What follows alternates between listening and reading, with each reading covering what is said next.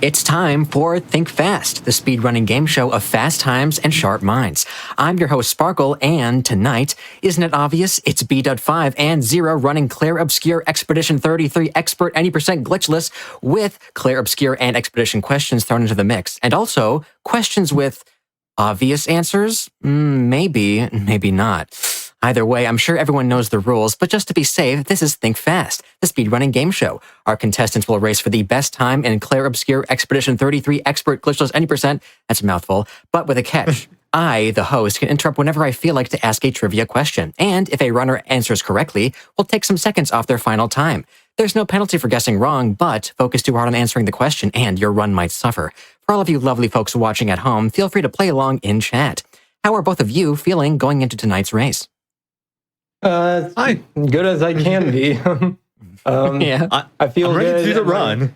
Yeah, I feel good about my skill in the game, but not so much about the trivia questions. But That is exactly the kind of energy we want to see on Think Fast, so we'd love to hear that. Okay, well, without further delay, do you want to go ahead and start your runs for me in 5, 4, 3, 2, 1, go. All right. Good luck, B dude. Good luck, Zero. And good luck me answering all these questions for you. I mean, asking all these questions. Anyway, question 1. In which month does Oktoberfest typically begin?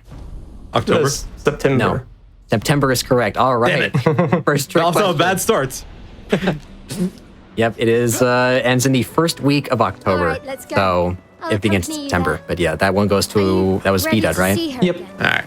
And 10 seconds for B-Dud. Been ready. Which side are you on? You are on the left side. I set up these I actually don't know what Oktoberfest is. I went to one party once and I bought a hat for it, and then after that Come on, good stuff. I don't know anything else. So. Yeah, I mainly know it from Medic Team Fortress 2 references it because it's German. So I know it's that. She looks so much But yeah, it's like a yearly festival thingy they hold in Germany. She's popular. Yeah. And it's September, apparently. We're starting in September. Yeah, it's kind of like a Mardi Gras for Germany. But anyway, we're playing Clair Obscur Expedition 33. Tell me about this run. All right. We are playing Clair Obscur Expedition 33. So this is a turn-based RPG, quite a good one. Probably going to be the Game of the Year winner of this year. Fingers crossed. I think it definitely deserves it. But what makes this so unique is, well, a lot of things, but one of the biggest features is this parry and dodge system that they brought to the turn-based combat. So yeah, we're doing a kind of tutorial fight here against Mael here. You'd normally go through a bunch of like tutorial tips and pop-ups here, but we can turn those off in the settings. So, but yeah, there's quite a few things to note about the combat here. One thing is like AP generation. Every time we start a turn, we get an AP, or we start with like 3, and you have to use AP to use your skills and stuff. We're going to be trying to organize it a lot throughout the run whenever we do these fights, but A bit late, isn't it? yeah. And I guess one thing to note for that first tutorial fight, which we're already past it, but we used a kind of gimmick ability there, Gustav's ability of overcharge. And basically, we just needed to charge that up to 7 out of 10 to do enough damage before we was able to finish that fight. So we actually was able to skip that last counterattack and just dodge it instead. So we don't always go for counterattacks. Counterattacks are good sometimes when we need that extra damage, but yeah, it's not always needed. And if we know that we're going to deal enough damage with other abilities to finish the fight, but it can be good They do for a other lot of uses. damage early. Yeah, it can be. Go ahead. Go ahead. Sorry. I just want to finish the thought of like sometimes we can parry for AP generation, but not also finish the parry to actually counterattack if it's a multi-hit move. But yeah, you go ahead, Zero. I feel sorry for Oh, I feel like you covered a lot of it. So yeah, like parries, you have to parry every part of a move to get a counterattack outside of some niche scenarios. sad. And the counterattacking obviously adds a lot of damage. They scale very well for like early game. But the problem is it adds an animation. So whenever possible, we do want to cut out the animation. But early game, the damage is very important. Fun little quirk about Gustav's overcharge ability. So he has this charge thing in the bottom right corner. He builds charges as he like attacks or parries, dodges, or he does certain moves. And the overcharge will have more power depending on how many charges you have, but it'll also have a different animation depending on how many charges you have.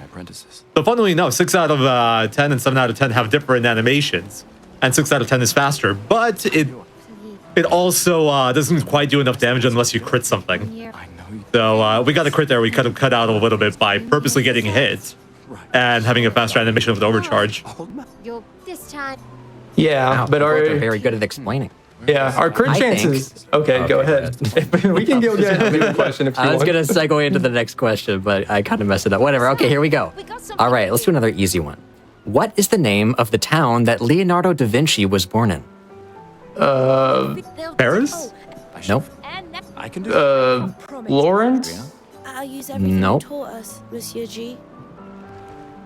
Just for Marseille? reference, this is nope. This is in the obvious category, so it could be easy or it could be a trick question, but I don't know. What? This is Italy. I don't know. Man, hold on. What's around? I just assumed that area? France because we're doing exhibition for it is in Italy, but it's a town. Oh, it's obviously. I'm trying to remember towns places? in Italy. You may know the name of the town already, based off very recent information.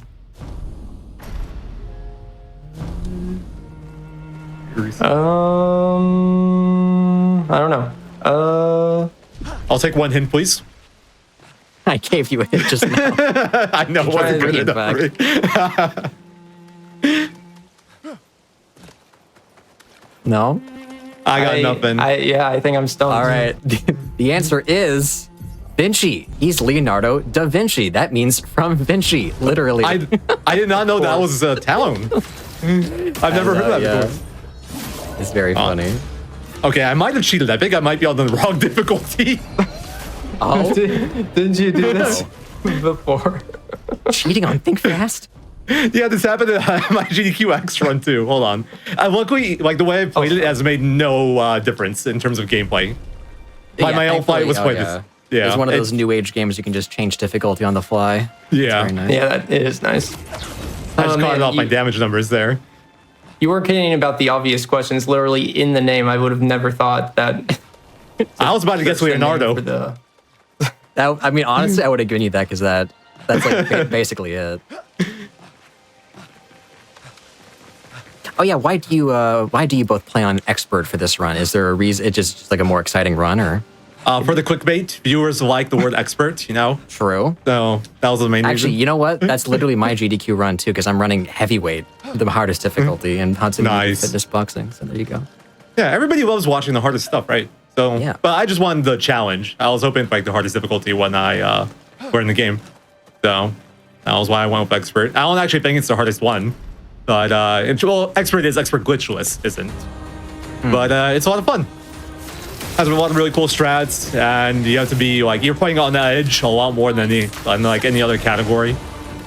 A lot of the game you have to be on like 1 HP, so if you ever get hit, you just lose. By the way, that was the hardest parry in the game right there. The Portier. I had the easy version of it. Wow. But yeah, I originally set out to do experts for this game exclusively because the one thing I wanted to do in this game was master its parry system and master all the enemy movesets. So on expert difficulty, the parries are a lot tighter than story difficulty. I think it's 350 milliseconds to land a parry. Yeah, I don't remember all the statistical values, but I know that one. And then Modern day story patch is like the parry window's twice as big as like expert parry. I think more than twice as big. yeah, Earlier patches, I think it's like a little bit under twice as big, but it's like 400 milliseconds or that kind of range somewhere. It's I don't remember the numbers either, but yeah. you can get a parry in story and you would fail that dodge in expert. It's like that's how big the different window differences are. But there is another key note about expert difficulty, and that's that most enemies have around twice as much health. It's not. Sorry, I was doing a parry. It's not the same for each enemy, but it's roughly double you can think of it that way. So what that means is I'm climbing a thing. Hold on. I'm ahead. You're ahead. No. Screen peeking each other? Oh, wait, no, you can just tell off audio. No, I climbed the thing like a second before he said that. So The continent. that's a little shortcut you could do here. By the way, glitchless, like we don't allow like out of bounds, but we do allow essentially shortcuts, like unintended paths. So what we did there is fair game. And it's really nice for us because that little bit of money, the 353 chroma, is relevant to the money route. And the energy tint is also needed for later on.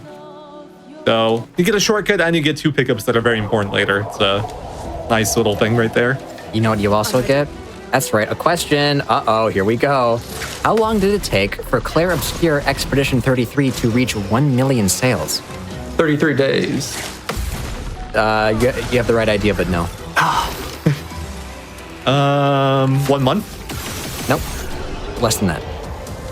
2 weeks. Nope. 21 weeks. 21 days. No, lower. 33 hours. 18 days.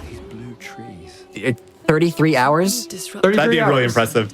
Honestly, that's close enough. I'll give you to that because it's funny. 3 days. Oh, damn. I thought it was so- definitely a 33 number, but go ahead. Well, it's 3. I mean, you know. close 3, enough. Yeah, Yeah, we'll be sure, guessing yeah. 33 for like every question. Where's That Leonardo was my da go-to. Vinci from? 33. I respect the energy, but yeah, it in the first day it sold 500,000, and then 2 million in 12 days, and then since last month it has sold over 5 million copies since release. So wow, big RPG moment. Good job, Clair Obscur. But wait, who was it? B-Dud that said 33 hours? Yeah, he got it. He got Yeah. it. Okay, that's 10 seconds for B-Dud once again. I'm so glad it's only 10 seconds. Well, that was an easy question. It goes all the way up Oh. to very hard, which gives you 25 seconds. So you better lock in for those. Uh-oh. Hurry! But yeah, I think I'm cooked. we'll see. Didn't get that jump quite right. Oh, one Doesn't matter thing what character you're playing as for like It- jumps and stuff. does not. Jumps, no. There's very little that matters in terms of your like main selected character. In the run, it doesn't matter at all. Yeah. Casually, sometimes there's stuff like you could do a certain NPC dialogue sort of thing. At least not in this category. And there are some differences in plat because certain quests take your leader as the character that's used for it. Specifically, the quest of the Troubadour, the White Nevron, in like the second area. I forget the area name. Hopefully, that's not a trivia question. Oh.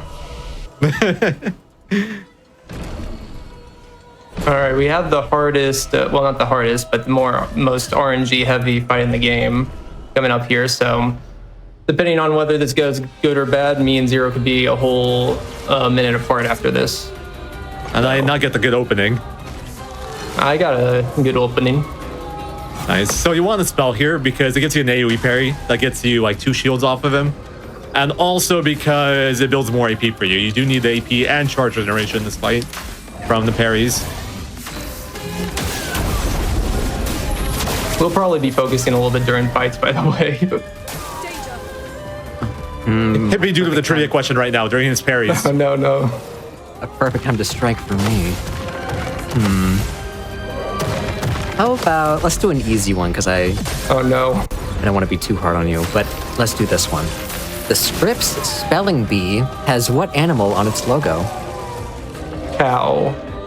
No. B. Yeah, bee, there you go. That makes a lot of sense. That's 10 seconds for Zero. And it took me way too long to think of that too. Like, what would a spelling bee have?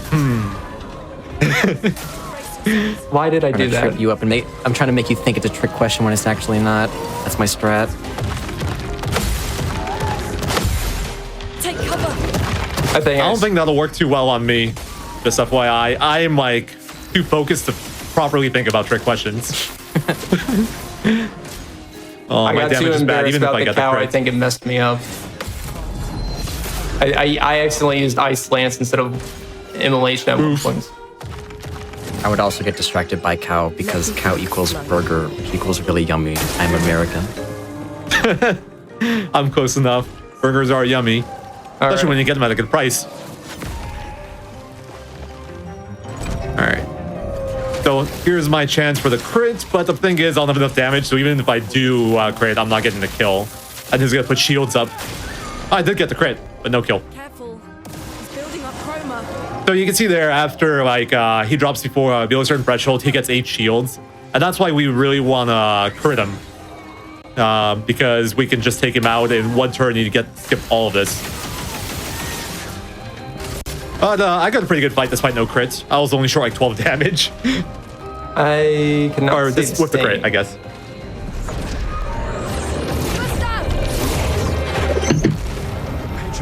Yeah, so I underdamaged and I also did not get the crit. So I am going to be spending quite some time on a Vex still. Probably even get his longest attack that he can possibly do. Hopefully not. So like after the whole shield things, he'll start doing moves. And if you parry him, he won't charge up and you'll just continue as normal. But if you don't parry him, he will start charging up an attack. And he gets like the big glowing circle thing again, the weakness. So it's kind of nice if he charges up because you can then hit that weakness for 450 damage again. But the problem is the charging up animation is fairly long, and if he does get the move off, the move is really long. It's like the spell, but he does like 9 hits instead of like 3. So it takes ages. So here we got my screen. We got the first time we enter camp. This is kind of where like you can talk to your party members, later on do some upgrades, you know, just chill out, listen to some music if you pick up some records. Funnily enough, there's a lot of forced camps in the run, and we generally don't like them because a lot of our strats later on revolve around having low health, and like the game will force you into camp and then full heal you. So then we have to go and get to low health again every time. I have just left the meadows, by the way. Nice. I've just entered Flying Waters. I just asked this question. I like this one. I want to ask this one. Who is the first character to say, "I'm Olaf and I like warm hugs" in the movie Frozen? Olaf? No. Elsa? It is Elsa. Oh my god, good snipe. Good snipe. Yeah, it's when she was a kid during the flashback, right? That flashback sequence, and she made a normal snowman named Olaf. And then Olaf in magic or whatever. I didn't watch the movie. Anyway, yeah. Looks like a different that's 10 seconds for 0. Well done. Between us and my I'm so glad it was Elsa because it was the only other name I remember from that movie. I thought you knew it because that's how you sounded. You were like, "Oh, Elsa." No, you just like randomly said it. No, Honestly, I'll be that's projecting real. confidence. I won't know any of these answers. Alright, so here we're taking an optional fight. This is solely for EXP, but this fight's really good because you can shoot the mines and it damages every enemy. So that fight right there gives us like over 1,000 XP, and I think it's 1,080 to be precise. And it takes me like 5 seconds. Early on, like I do care about my XP. I want to hit level 7 with Gustav and Lune before the Gabu, and my L6 because I'll give him like enough Lumina to equip everything I need to equip. We haven't really talked much about Pictos or Lumina. Pictos are like items you can find or like get from drops that you can equip. You have 3 slots, and they give you certain stats and like an effect of some kind. And then once you have them on for 4 battles that you've won, you can then unlock them as a Lumina, and then you can get the ability without actually equipping the Picto. But they take up Lumina points, and you get 1 per level pretty much. So you can't like just stuff everything there unless you spend a lot of time collecting color Lumina and upgrading your characters constantly. So we have to be pretty mindful about what we equip. How did you find me? There was a message at the indigo tree. Also got our 3rd character now, Mayel. Might remember her from the intro. Message. She's really good early game. She is a very strong character. So the big thing about Mayel is that she has stances, and each stance has its like own unique perk. She stanceless does nothing, which makes sense. Offensive stance, she takes 50% more damage, and she does 50% more damage, and she takes 50% more damage. Defensive, she takes like half damage, and if she parries, she gets like 1 extra AP or something, and her party members get 1 extra AP. I don't really care. I don't care about defensive stats. And Virtuous is a big one. You get 3x damage when you do a move in Virtuous stance. So that's what we'll be trying to set up most of the time with her. So fun fact about this fight, first of all, it's your jump tutorial. So now we don't have just parry and dodge, we can also now jump to avoid attacks. And now lets us do a jump counter afterwards. But the other really interesting thing about this fight that's unique to the Curator is that his only fight in the game, in like a normal new game run, that scales off of your level. So we could actually be a level higher here if we took an extra fight with 2 Devanures. We used to do that for EXP. But then the Curator ends up also being stronger and tankier, and we have to do a longer fight that took like 4 more seconds. So we ended up dropping that fight and switching out another one later to make up the EXP later on. But for people that have like done challenge runs and stuff, they like get really strong early on, and then they get to Curator, and they almost get walled because Curator gets stronger since they're stronger. It's a fun quirk to that fight. I like this question too. I'm going to ask this one. What is the 3-word scientific name of the Western lowland gorilla? The 3-word name? The 3-word scientific name. Very big monkey. Ooh, ah. I like it, but no. Guess. So you didn't just I had to say me I too. guess we I said ooh, ah, because that's what monkeys do. So cool. Also cool, but no. That anchor doesn't look You're unironically, you both have like the exact idea. You just have to like get the right answer. It's very silly. a storm is coming. I'll think about it as I'm shooting enemies. It's like it's like it's like a noise a monkey would. Okay, well not. Well, okay, it's like you like repeating the noise. It's like that, but words. I don't know how to describe it without just saying it. The noise, but with words. Yes. What kind of word would "oo" be? No, I don't mean like literally. I just mean like no. The concept. It's just like it's the same thing over and over again. Over and over.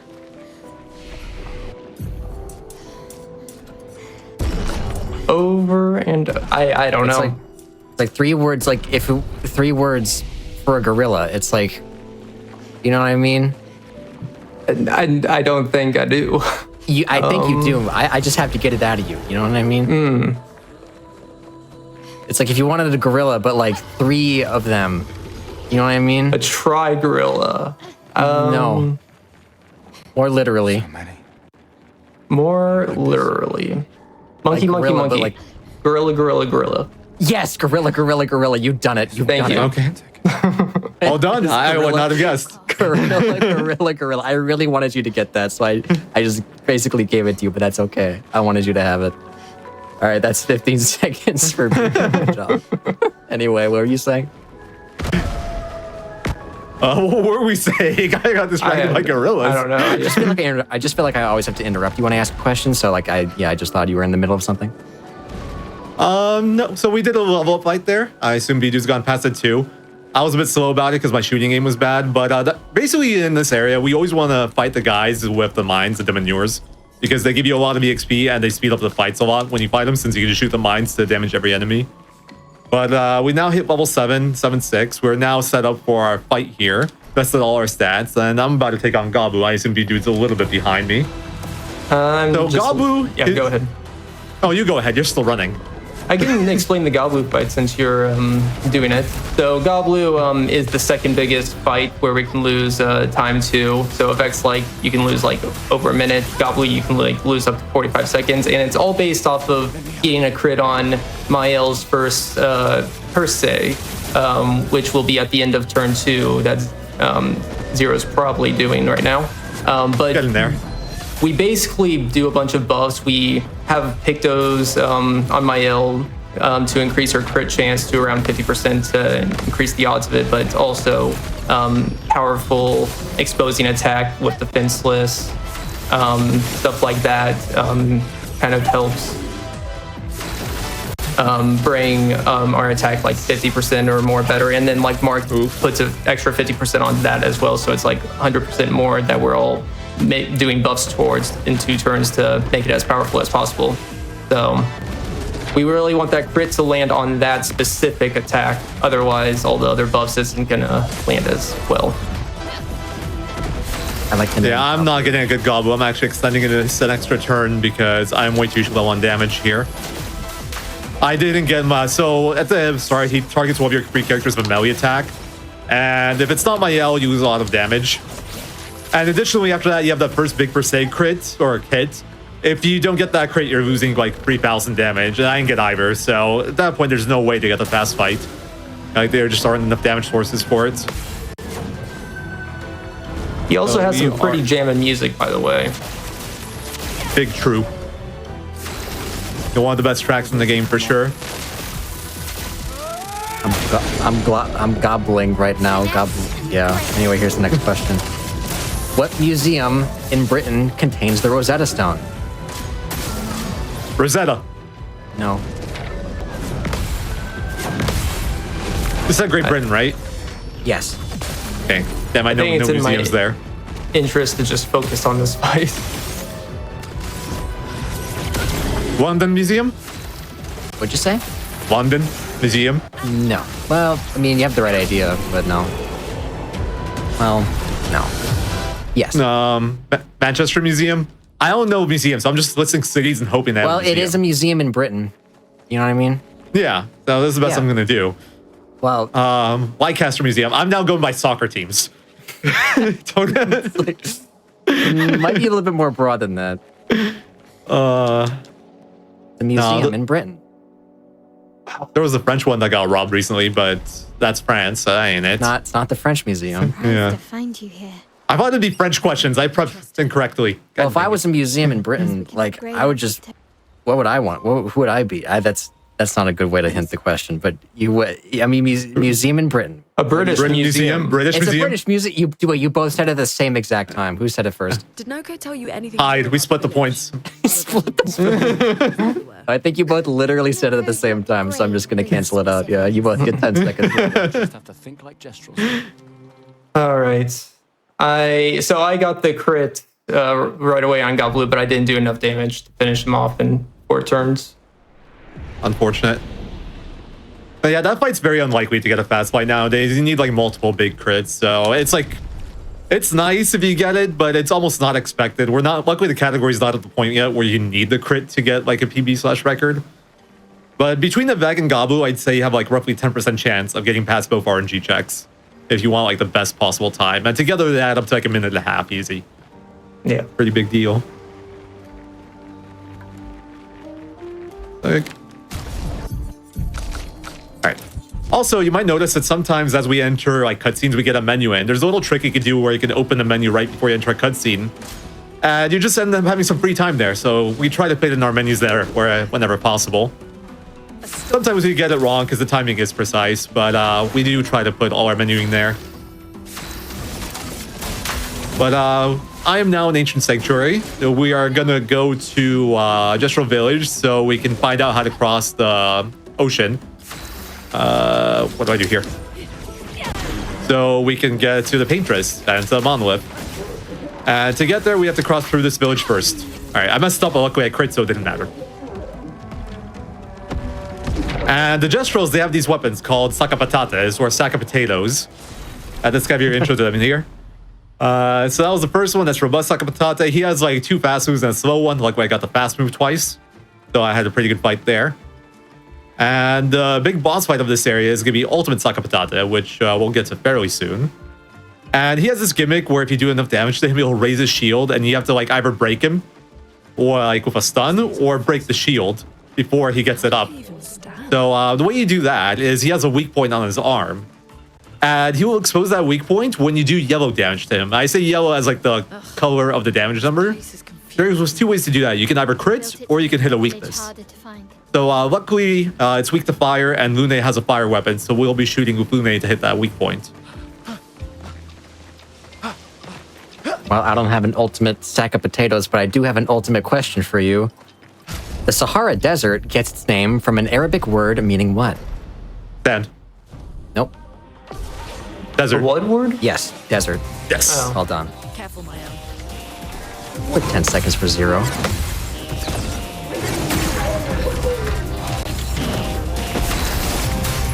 So, like the fights earlier, there is RNG in this as well. We want crits with Mayel because she is the big damage dealer, once again. But I'm also hoping for some targeting on Gustav here so he can build enough AP and charge to break him later on, because he'll cut out 2 attacks.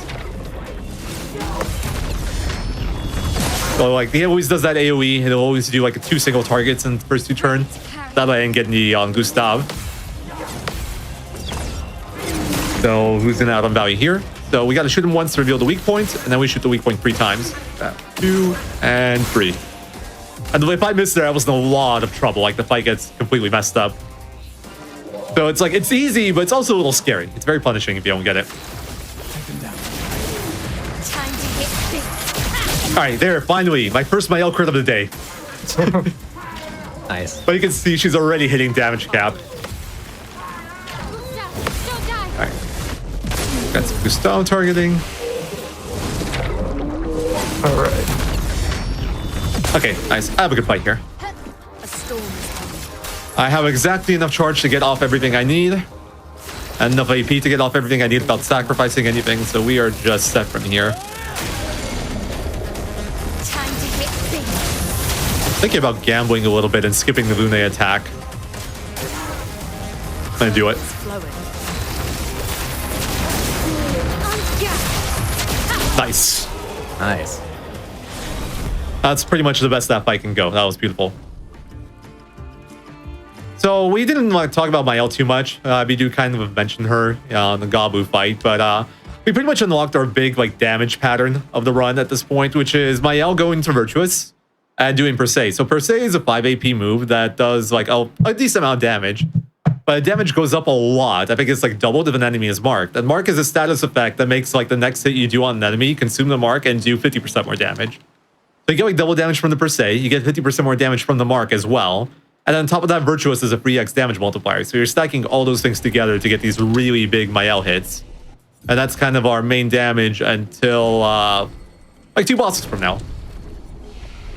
Well, we haven't talked all that much about Lune yet. Lune's kind of like the black mage of the group for any Final Fantasy enjoyers.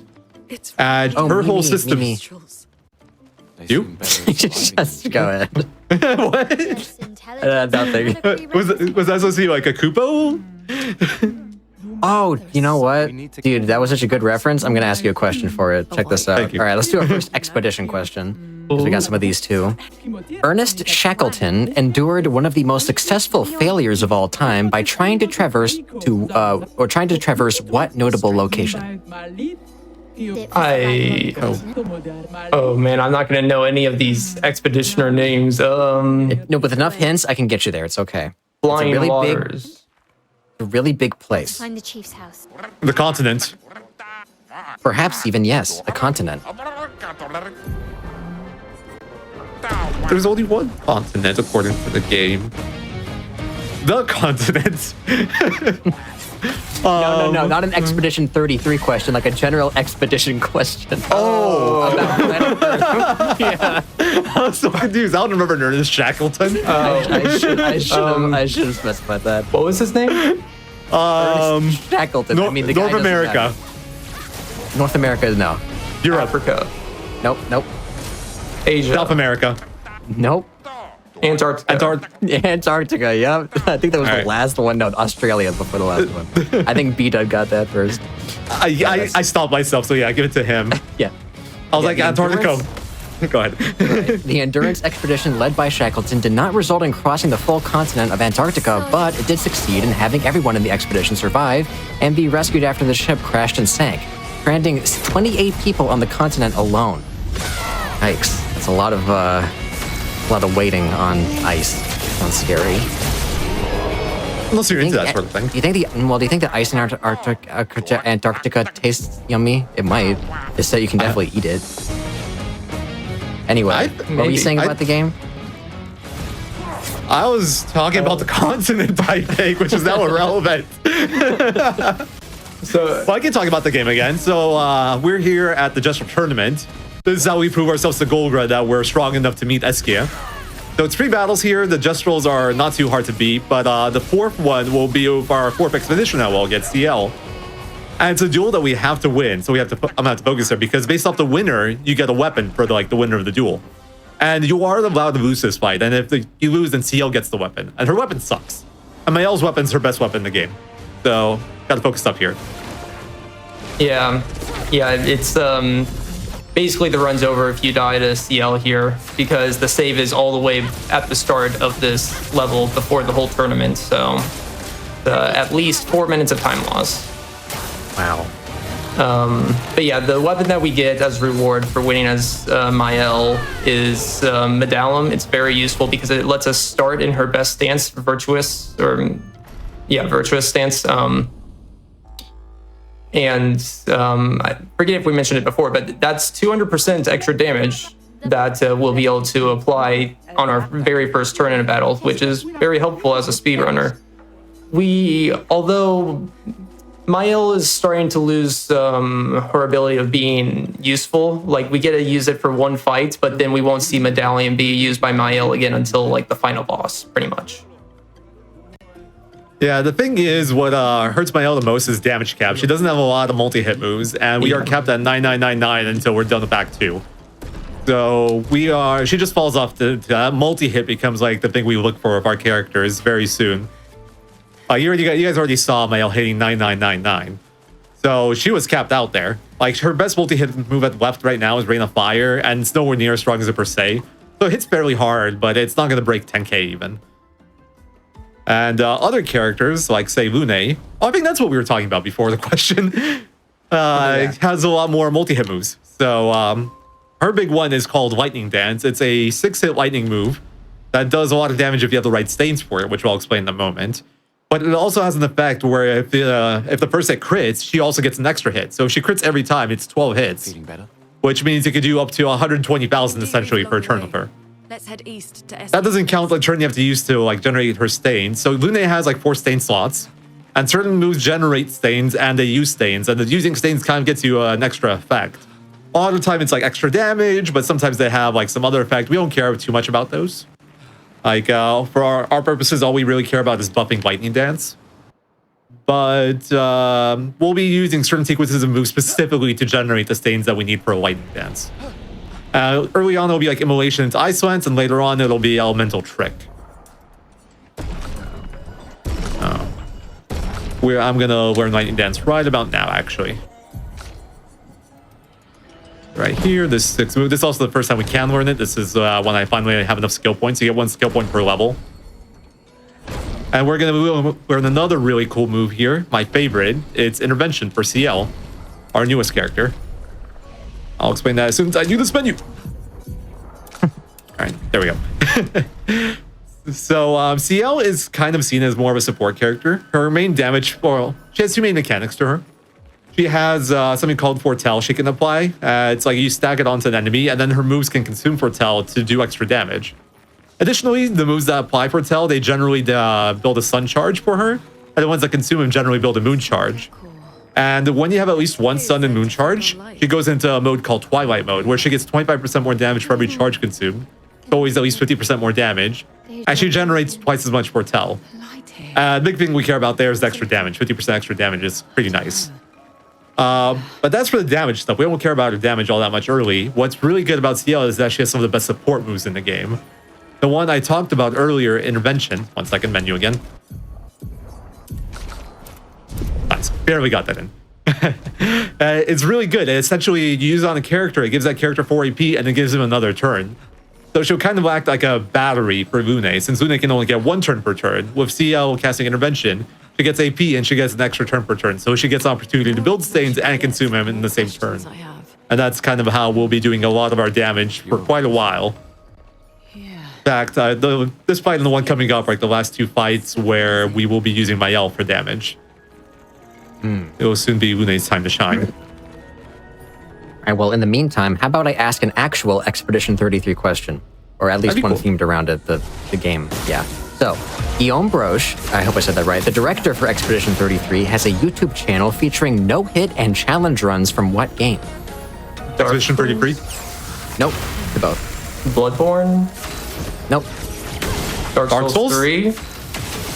Let's start with a D, but not those. Demon Souls? Isn't...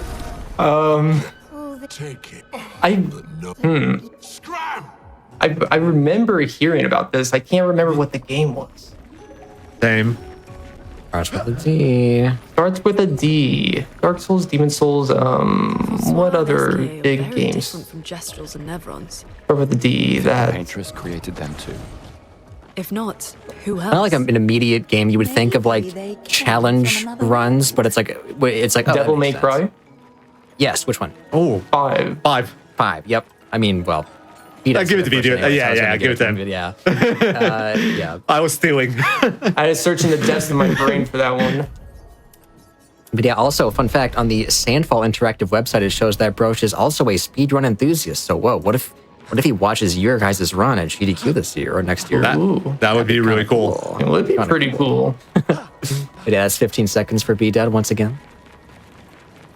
Oh my god, just does the strongest ice attack ever. I'm so good at this game. That is the strongest ice attack ever, by the way. It will nuke. Like at this point in the game, anyone gets hit by that, they're dead. They're like double dead. They're like 10 times dead. Scram! Sorry, I always have to say scram. It's a yeah. It's necessary. You're right. Yeah. They're 3 times gorilla dead. Sorry, that was my joke. It's not funny. I just want to say it.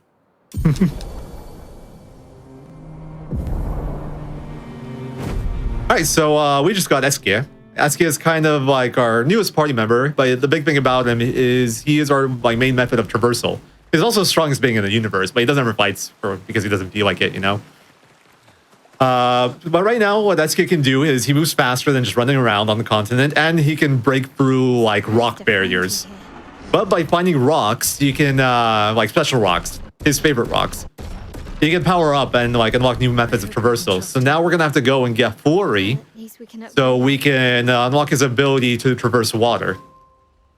And to do that, we're gonna have to go to Stonewave Cliffs. But first, we're forced to camp here, or the game won't let us continue. And then we're gonna take an optional fight here. We don't actually need to do this, but it's really good because it gives us a Lancer M level 6, which will be useful for Dueliste later, and a few other things. And it will give me an opportunity to set up Luna HP. Lovely. Because like I said, a lot of this run, we want to spend at low HP. This is when it starts to become a thing. So first things first, I got to hit the 2 weaknesses here. Have you explained the critical hits? I can explain that. So yeah, like Zero was saying, we need we're gonna get our character to low health, and there's reasons for that because it's kind of, this is our first opportunity to kind of get 100% crit chance through a character. So far, most of the fights that you've seen us do, we've been achieving around 50% crit chance without any extra like pictos or abilities or stats invested. Our base crit chance is like 5%. With the pictos that we were able to get, plus the one picto that allowed us the chance of 25% crit chance while an enemy is burning, that takes it up to about like 45-ish%. But now that we're a little bit higher level, can invest a little bit more levels in, and we just bought a picto at the Gestural Village that gives us 50% extra crit chance when we are in low health. That totals up to 100%, and that helps very much to the ability that Zero was explaining for Lightning Dance. And I am going to focus on this fight. Maybe you can take over. I'll continue for you. So Lightning Dance, if you think without a crit, it's like 100% base. But when you consider a crit, like assuming you crit every hit, you get double the hits. So that becomes 200%. And then because they're critting, it's an extra 50% of that. So 300% damage. And it's like, it adds an extra hit, so it's not blocked by damage cap. So you end up getting with like 12 hits of really big hits. And that is going to be our main source of DPS for a good while for now. We did briefly mention Pictos. Critical Burn we got in the first area. Spring Meadows was just a pickup. At Critical Moment, we had to like route around our money for that, so we can buy it in Gestural Village. We bought it after the tournament because we only get the money for it after the tournament, and we don't really... Oh, sorry, I got like stuck on a lamp and almost got caught. we haven't really mentioned dodging too much. That's what I like to call like avoiding the enemies. So right now we don't have. Well, I just got First Strike, but 1 second, I just got to finish this menu real quick. But generally, if you go into a fight of enemies, it'll just be based off your speed. And if they're faster than you, they'll go first, and they have long animations, and we got to dodge them, and obviously it takes a lot of time, and then we have to run away. We don't want that. So you can avoid that by attacking them with the R1 button. That'll like give you a preempt. That'll guarantee your party was first. But I just picked up a picto called First Strike, which if you have that ability equipped, that character will always go before the enemies. In the order, and if it's like multiple characters, it'll be in the order of like your party formation. So later on, we'll be like adjusting our turn order by adjusting the order in which we add and remove our party members. Initially, First Strike also gives you quite a bit of crit and speed, and it gives you a secret 10% damage boost, which is pretty big. Wow. There's quite a few things like that in this game, actually, where you get a secret damage boost. It doesn't tell you about it. Then Energy 2 Picto and Lumina is another big one. We got that also in Spring Meadows. The others are what, like Sweet Kill and Teamwork, I think, but we won't be seeing those in this category. Yeah. And then some weapons do it too. Notably, the Medallion, my yellow's best weapon, in terms of the weapons we use in this run, also gives you, I think, 20% extra. It gives you 210%. So another reason that weapon is so damn good. Yeah, well, I think you will be seeing questions like this one. What is the most common street name in the U.S.? Dude, I'm Elm Street. I don't know. First Street, Second Street. Nope. 2nd Street, yes. Oh, wow. So yeah, it's ironically is 2nd Street because there's Main Street and First Street, and those are like interchangeable, so they kind of like compete for that slot. So 2nd Street is the most common name, and then 3rd Street is 2nd place, and then First Street is actually 3rd place. It's very funny. Yeah, it's That's funny. pretty cool. I remembered that fact right after I said First Street. I'm like, oh yeah, duh. Yeah. 15 seconds for B-Dot. Wow, running away with it on trivia time. Well done. I knew I should have studied. Who knew I was so nothing to good at study. obvious trivia? You're gonna study for the Elsa Olaf question. I knew I should have watched Frozen before this.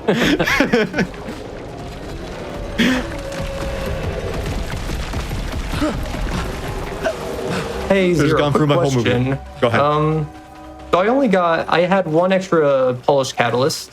So I skipped the drop in the continent and I got one drop here instead. I forgot if that's all that's necessary or if we needed to get the 2 extra drops in. No, it's just one. Okay, cool. Yeah. I could not remember for the life of me, so Yeah, I had to make do the sure- same thing, actually. yeah. So our money route assumes that, you can explain it.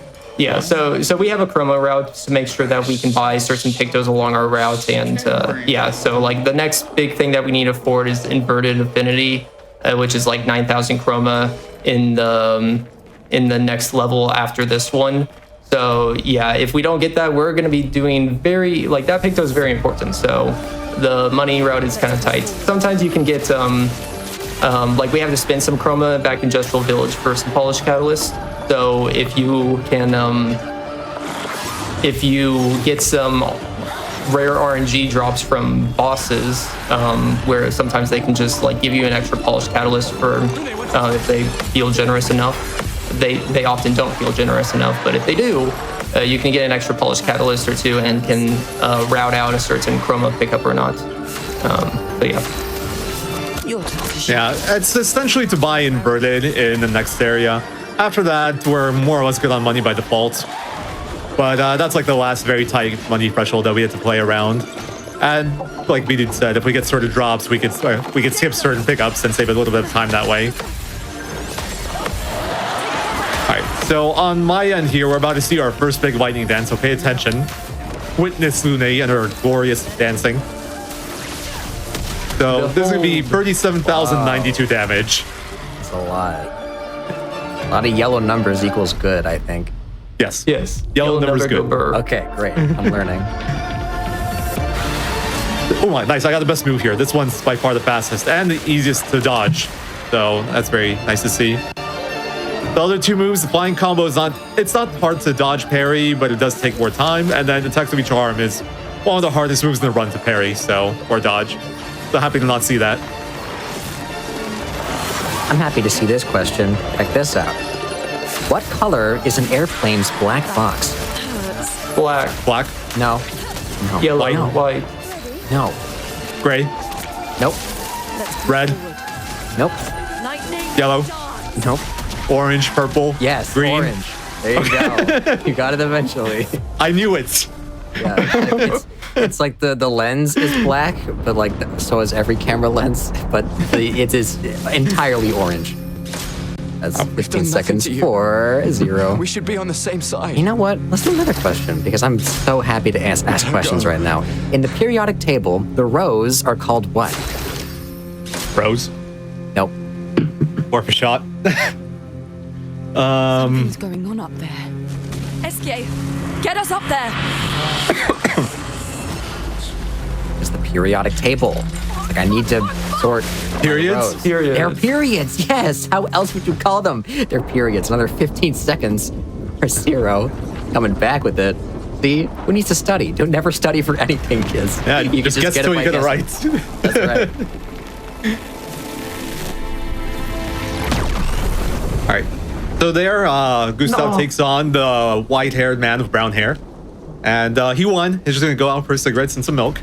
Meanwhile, we're going to get a new character, Verso, to take his place, just to, you know, keep his seat warm so he comes back later. So Verso has, he uses the same weapons, Gustav, but he introduces, like, some new systems. His system's called Perfection. It's kind of like Devil May Cry. I now see where Verso was inspired from, now that I think about it. But so pretty much he starts at D rank and he builds up ranking by hitting or doing moves, getting perfect QTEs, parrying, dodging, etc., etc. And the higher rank you are, you get an extra damage multiplier on your moves. Like C is 1.25, I think, B is 1.5, A is 2, and S is 3 times damage. But additionally, your moves will also get certain effects, so like or bonuses, depending on what rank you are. So that's all nice and all, but it's not all that important yet. The big thing about Verso that's very useful is that he has a move called Berserk Slash right now. And Berserk Slash is a move that's like C rank, it does 3 hits, and it does more damage the lower HP you are. And you might have noticed we like being low HP because we have a lot of stuff that buffs us low HP, like Critical Moment. So that's gonna be kind of our strat coming up for the next few fights, which I'll explain a little bit more once I finish the spending. Low HP buffs in speedrun or in RPG speedruns are just such a classic. Yeah. That and just multipliers on multipliers, RPG specials. So, we also got another Picto from Mapmaster right now. We kind of skipped through the results screen, so you guys might not have seen it. It's called At Death's Door. At Death's Door is one of the best damage Pictos in the game. It activates when you get under 10% HP, or 10% or under, I should say. But if you're at that threshold, you just straight up do 50% more damage with everything. And that's a lot. That's like critting, an extra crit, you know? Except you're already stacking it with crits, so you do even more. Any other tricks we should? So you might have noticed there, that was our tutorial into gradient counters. Verso failed his tutorial. It was intentional. We like to joke about, oh no, we failed the parry. But it is purpose. That gets him down to 1 HP, so he can have maximum damage on his Berserk Slash, and so he can proc at Death's Door.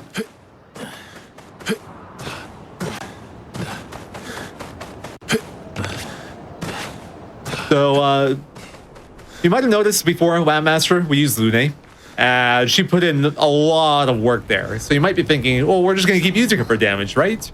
She's really good. Additions? We are, but not the next fight. Next fight, we're actually going to use Verso. Is it still around? We, like, both are kind of viable, but Lune just flows really badly because her moves just cost a lot of AP. She's very expensive. And she needs more setup. So you can nuke him for like one phase really well, Lune, but because the next fight has 2 phases, you kind of just don't have enough damage with just Lune to take him out quickly. And Verso, his damage is a bit more stable in a way. Like, his big moves do less. It's only 3 hits of like 9999, assuming you're even hitting cap. But it doesn't have any real requirements to it besides being 1 HP. Like, as long as he gets a turn, you can just do Berserk Slash, and it's gonna get full value. He doesn't need the extra setup that Lune needs. At this point in the game, the like 3 hit limit isn't a problem yet. We're not like hitting cap really, so it's good enough for the upcoming fight. I like this question. If you start in downtown Detroit and drive directly south, what is the first border you'll cross? New Mexico? Oh, not even close. I'm not good at geography. I told you. Oh, wait, you did tell me that. Is true. That's true. Texas? No. I mean, technically. I mean, not even. No, I mean, directly south? No, you're not getting. No. I'm looking at a map right now. I'm not, clearly. Mexico, California, Arizona. No. You're just on the wrong side of the map. Oh, damn! I only know this side. This is unfortunate. Oh. Also, that counter was really unnecessary. That was a frustration counter. Got anything, B-Dud? Sorry. Give me 1 sec. Oh, go ahead. Okay. Sorry about that. I had the worst Lampmaster experience in the world. Oof. I had the arm attack twice in a row and I died both times on it. Oh, okay, that sounds rough. Yeah. What was the question? Yeah, if you start in downtown Detroit and drive directly south, what is the first border you'll cross? Careful, Verso. Detroit, South, Yep. Colorado is where it's in. What is below Colorado? This is Detroit. This is Michigan we're talking about. I was assuming Texas. Oh, well, we're talking about. Okay, that makes more sense then. Still bad at geography, but at least it doesn't sound as bad. I should have specified state. That's on me. So we're talking about Michigan. Yes. Indiana? No.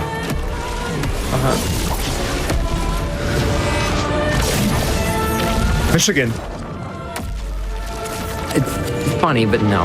I mean, I'm not wrong. Wait, I feel. I don't know what. I feel like I don't know what's happening. What is? Like you drive south, and it's like you end up in a weird place, at least for a moment. In a weird place. A strange place you may not expect to end up in if you drive south out of Detroit directly Ocean? downtown. What'd you say? The ocean? No. I don't even know which one's. I mean, there might be water there, but Oh, man. drive south out of Detroit in the United States. You drive south, but you end up somewhere that doesn't make any sense that you're there. But like, does it? I don't know. And okay, You know what I Google, mean? give me a map of the United States of America. Come on, you can I'm get kidding. it. You can get it. You overestimate me. You're driving south in the United States, but then South America. no.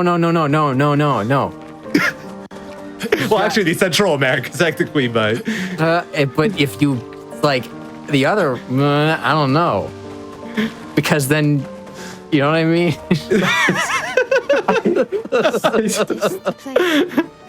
Please get this. It's an easy question. It's an easy tier question. oh no. I'm sorry to disappoint you.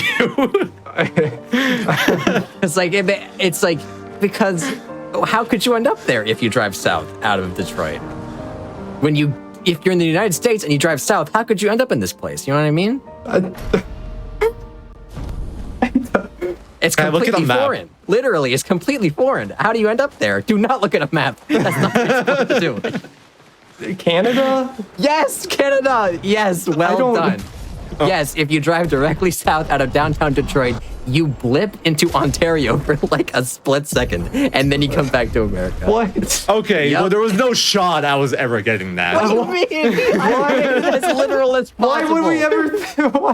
Why would we? I literally telegraphed everything to you. Whatever. Talk about the game. I spent like 5 minutes on that question. Go back to the game.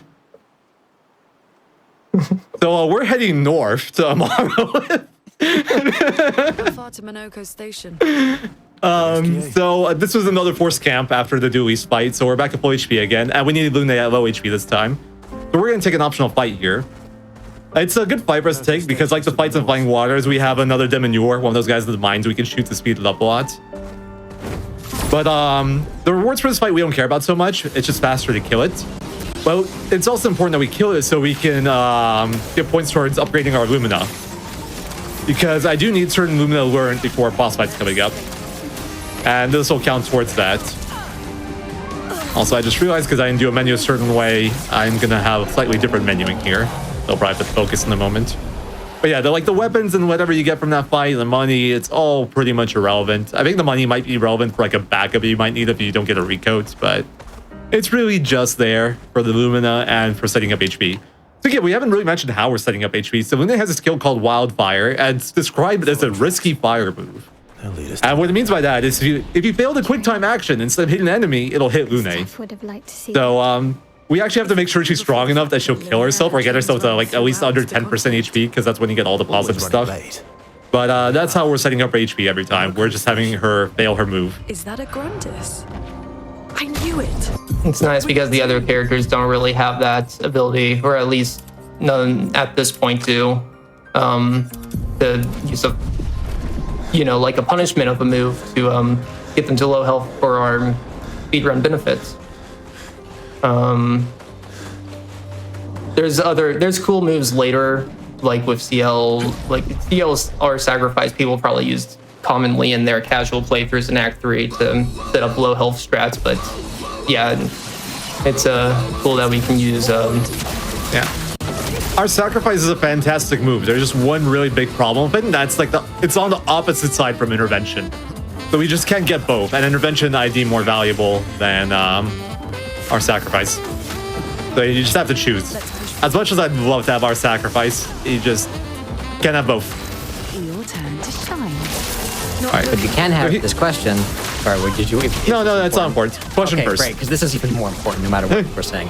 Which MLB pitcher has had the most career wins without having won the Cy Young Award?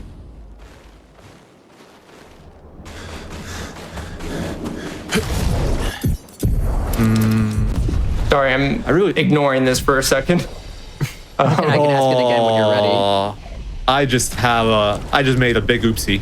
Stop resting! I didn't mean to rest the first time. I didn't mean to do it the second time either. Okay, you know what? I will hold on to the might then. Because I won't have any of the low HP bonuses now for the next fight. This might get dicey. Sammy Sosa? Was that even a baseball player? I don't remember. I think so, but no, it's not that guy. Yeah, I probably can not repeat a the question pitcher. if you need to, by the way, be dead. No, you can go ahead. It's the... Oh yeah, no. Okay, so I'll just state it again. Which MLB pitcher has had the most career wins without having won the Cy Young Award? The Dodgers pitcher Yoshitaki something. I can't remember his full name. I mean, you don't need to have baseball knowledge to really get this, but Oh, okay. What was so I the can name of the actually do award? this. Name the award. That's what I'm going with. I said it twice. You already forgot? I'm terrible with names. Almost as bad as I am with geography. I shall generously impart my wisdom. Cy Young Award.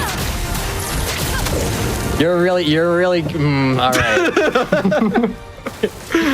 Were you It makes you gonna feel say that, better. B-Dud, or were you both just blanking? Yeah, I just wanted to hear you say it first. Oh, okay. Yeah. Yeah. Well, both of you fail. No time for either of you. Can't even remember Cy Young's name. This Can't ends believe it. now. I'm sorry to be such a disappointment to you.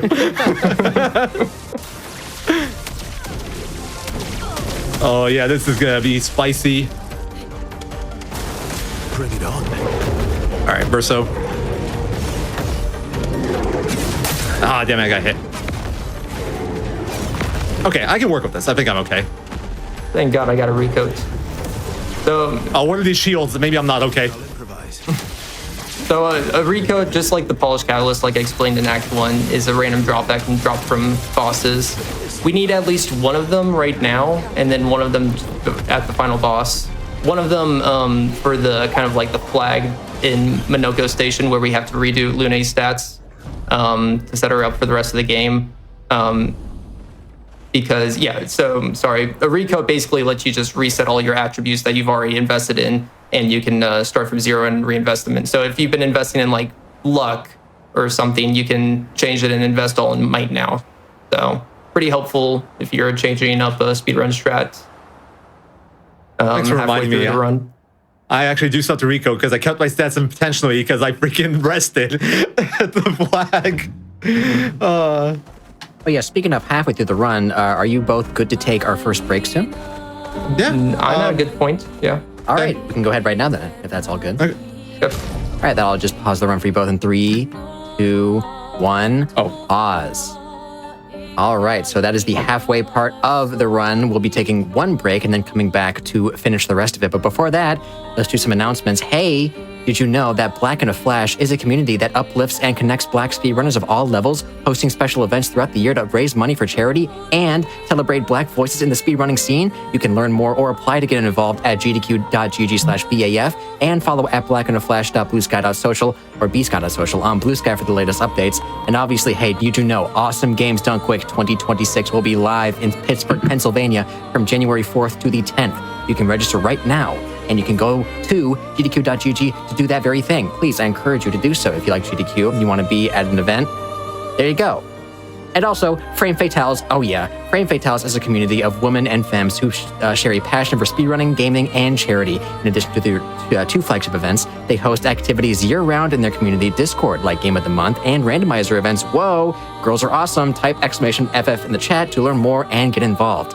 And with that, we're going to go on a short 5-minute break, and we'll be right back with more Clair Obscur Expedition 33 action. See you in a bit.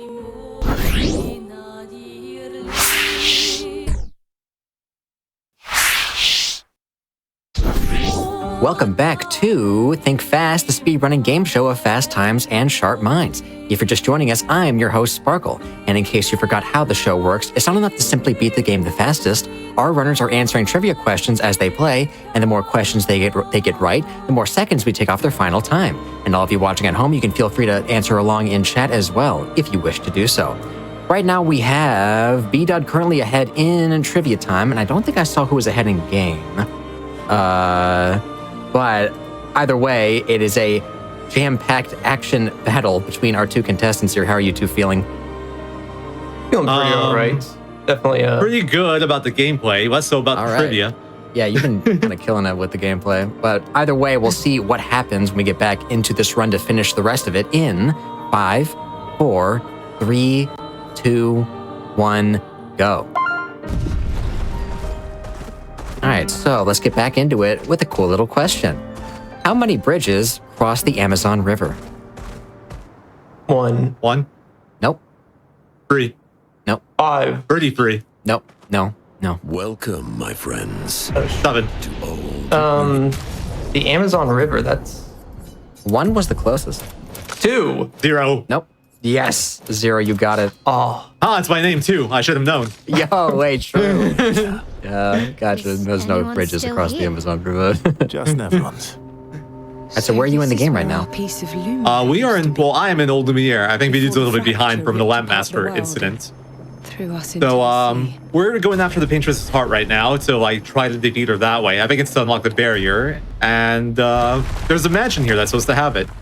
So we are going there. But before we do that, though, I gotta take this flag and set up. Because I didn't do it earlier. So I'm gonna use my first Rico here. Ideally, you use this earlier, but I wanted to keep my extra might for a little bit longer. Wait, this is wrong. There we go. Alright, I wanted to keep my might a little higher a little bit earlier because I knew my stalactite was going to be really bad. But a really cool thing about this area is the boss fight. So here we're going to take on Renoir for the first time. Well, his real name being no. Don't mind that. That enemy's supposed to catch you every time. Luckily, we have First Strike equipped, so the only time this loses now is just the running animation here. Not too bad. I like how he's right up to your ear like, hey, you wanted an encounter? I heard you wanted an encounter. How exactly did our piece of Lumiere end up on the island? When the Yeah, rest of the that city happened. is- Anyway, back to Renoir. One of the great The mysteries. really interesting thing about this Renoir fight is that, first of all, your party is forced, because your party gets split up here into 2 separate parties of Lune, Ciel, Minoko, and Mael and Verso. And when you reconvene, it forces your party to be Mael, Lune, and Verso. Ciel and Minoko are not in the party. Minoko I don't care about. Ciel would have been really nice. But the other really tricky part about it is that it's a forced heal. There were many more. So there's no way to enter that fight at low HP, which is what I've been relying on this whole time. So we're going to have a really cool strat to set up our HP during the fight instead of before the fight. What we're going to do is we're going to do Wildfire how we've been doing it throughout the whole run, pretty much, until like hit us. But the thing is, now we can't die. We actually have to get our HP right. And the thing is, even if you self-hit, Wildfire can crit. So you have to be able to play around critting yourself and not critting yourself. So we set up our Wildfire so it does exactly between 60 to 66% base damage. That way, if it crits, it doesn't go over 99%. And if it doesn't crit, we will then use a healing tint to get the extra 30% HP damage that we need to get all our low HP buffs. Haven't really mentioned how a healing tint would do that. A healing tint would heal you, right?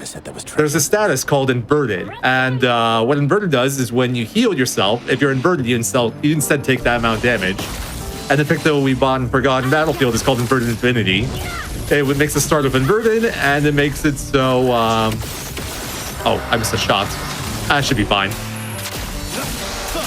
Yeah, we're fine. We're fine. Everything's fine. We're all fine. We're all fine. Okay. Yeah. Mostly. It's a line that we have to listen to in the first 2 minutes of every run that we do. To find So Rune and Ciel. It's a good line. Well, speaking of fine, here is a big question. Let's do this one. oh, The lead of Clair Obscur was a big fan of PlayStation consoles, with his top 5 games all originating on a Sony console. What are those games? Devil May Cry 1, 2, 3, 4, 5. Well, Devil May Cry 1. That's the one. Oh my god. Devil May Cry 1, you said? Yeah. Okay. Dark Souls. Not Dark Souls. Gonna be Crash pretty Bandicoot. early on. Not Crash. Nope. Or Final Fantasy. Got to be like You got a specific Final Fantasy 10. in mind? Final Fantasy Nope. 10. Nope. 7. Nope. Final Fantasy 6. Nope. What have I done? Lost Odyssey. God. Is that a PlayStation thing? Not on Final Fantasy 8. Final Fantasy 8. Yep, that is the second, or the second of 5.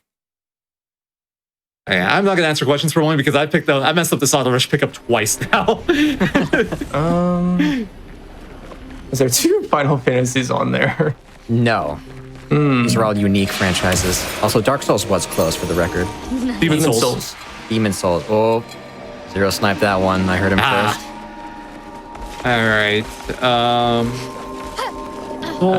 These other 2 are a little bit more niche.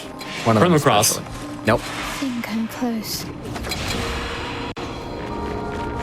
Can you specify like which era PlayStation? Are we talking about PS1, This 2, is like 3? the one of them is mid 2000s. The other is early 2010s.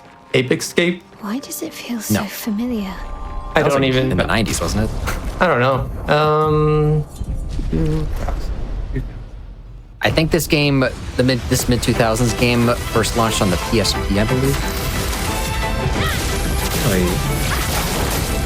me clarify that. It's the I'm assuming RPG.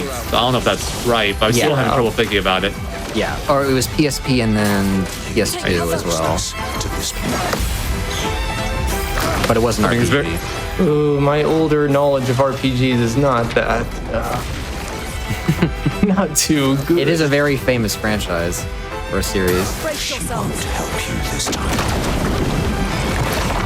All right, I also have to focus here because my fight is scuffed up too. Something went wrong here. Not menuing. Okay. PlayStation, PSP. What could it be? I just can't think of RPG type stuff. Valkyrie Profile? I mean, that's not it. It is an anime style. Let's carve a path.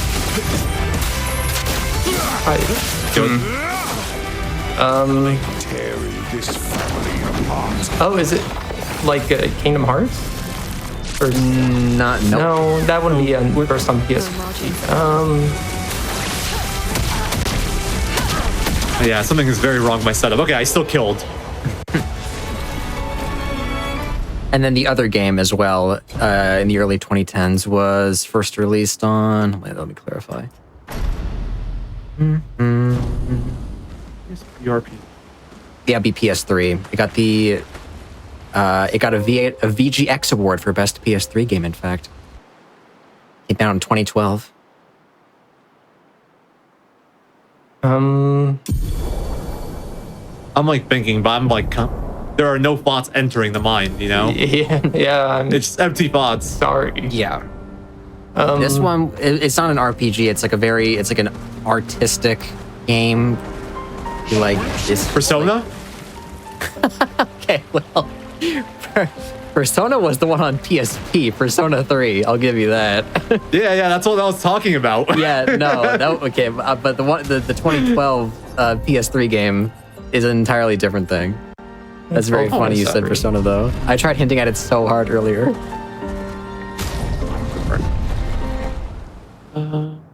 Yeah, this last one's probably the most niche of them all, of all these games. This is Visage Island. It's like a popular game, but it's like not, like, you know, talked about all the time. Are the 2012 PS3. faces? An Call of Duty. infinity of them. I'm kidding. No. I really hope not. Here's the island singing. This melody. Heavenly. This is creeping me I was gonna say out. Heavenly Sword. I'm just thinking that's like OG PS3 too. That's not even 2012.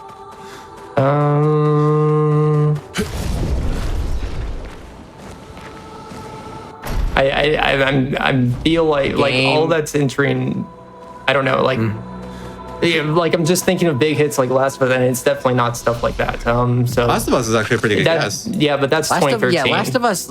Yeah. I mean, it is like, it's not like a conventional. It's for a more direct hint. The name of the game is just one word. One word. Like you've definitely heard of it.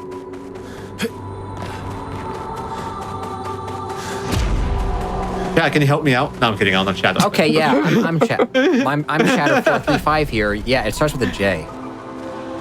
Oh, I'm gonna facepalm after this so hard. Starts with a J. Just One word. Cause? No. No. That's not RPG at all. One That's word. just the first My J favorite word. word, just cause. Just 'cause.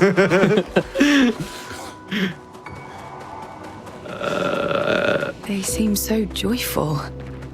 I'm almost jealous. Give you 10 seconds. On the surface, at least. He who 7, guards truth with 6, lies.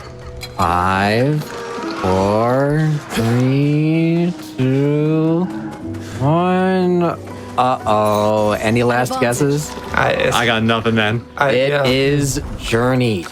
The name of the game is Journey. Oh, I just yeah. heard about it for the first time recently, actually. Oh, really? Wow. Because of the whole Grammy soundtrack thing with this game not getting in. It was like Journey I makes a think lot of the sense. person, yeah, it was one of the people that. Oh, I was listening to this too. Oops. I hadn't heard of it until very recently. Oh, that's interesting. But yeah, I think Zero got 4 out of the 5. So I was gonna give 5 for each correct answer. So I'll give 20 for Zero. I'll take it. Well done. Thank you. So here, this is one of my favorite fights in the whole run. So I gotta set up low HP, but having your whole party wipe is slow. So we're just gonna have 2 of our characters wipe out, and then we're gonna make Sail fast enough that she can run away by herself. Oh my, I'm stuck on this guy's sword. So they haven't really mentioned flee mechanics. They're pretty straightforward. For a flee to work, you need every character that's like alive to flee, and you need at least 2 flees total. So since Verso and Vune get themselves down to 0 HP, you only have CL alive. And that's why one of the reasons where Auto Rush is very nice. Rush is a status that gives you 33% more speed, if I remember correctly. And with that, she's fast enough to get 2 turns before the enemies get 1, and she can just get the flee off by herself. But that whole thing I did there, that was a big detour. It's like 2.5 minutes, and all that gets me there is a Picto called Content Fighter, which is like 25% more damage, but you can't be healed. Nothing too special, but it also gives you 20% crit rate on the Picto, which is a lot of crit. And then it was just, I needed some fight to set up, and there's no fight along the way to the boss here, the Maskkeeper. Speaking of Maskkeeper, the whole going after the pictures of heart thing didn't work out, so now we're going to try to make a weapon to break through the barrier. And to do that, we need to defeat 2 Axons. So only 2 are accessible to us, Maskkeeper and Seren, and this is the first one we go to, Maskkeeper. Exactly what it sounds like. Guard as in protect. I should also mention that each of like, this is a game a little bit spoilery, but I'm sure everybody here has played this game at this point. So each Axon is based off of like a member of the Descendre family. This is based off Verso. I was hoping for that to be a trivia question, by the way. That's the kind of thing I was prepping for. Oh, well. Give me the war trivia. I could ask an Expedition 33 question if you want. Let's see what I got here. That'd be nice. Let's do this one. While the history of the baguette is debated, it was officially named in what year? I think I'll It was improvise. officially named in what year? 18. 50. Nope. 1900. The exact year 1900? No, that is closer. 1901. 1910 is closer. 1908. 1915. Nope. 1911. 1909. 1907. Nope. 1908. Further. 1917. 1904. 17 is closer. 1916. Further. 1921. 1919. 21 and 1918. No. 1920. 1920. Yes, 1920. Oh my god. Yeah, okay. So while the 1800s had baguette-style rolls being popularized, the term baguette was not actually used officially until 1920. Good job, B done. All right, that's 15 seconds. So Wait, this what? game's lying to us because it's said I thought that before was synced. Isn't it? Damn it. No. That's the Discord troll. Yeah, You think you're Discord sick with delay, somebody? yeah. Yeah, it's actually your delay. On my end, it was like perfectly timed. It's alright. I don't need 20 seconds anyway. It's fine. We're all fine. I'm not fine. Verso's not fine. He's dead. I gotta redo this fight now. Ready to evade. No, it's faster if I die. We're just gonna we're gonna tank this. Newest patch added a nice feature where if you fail a battle, you can then retry. So I could just do that instead of reloading a save and entering again.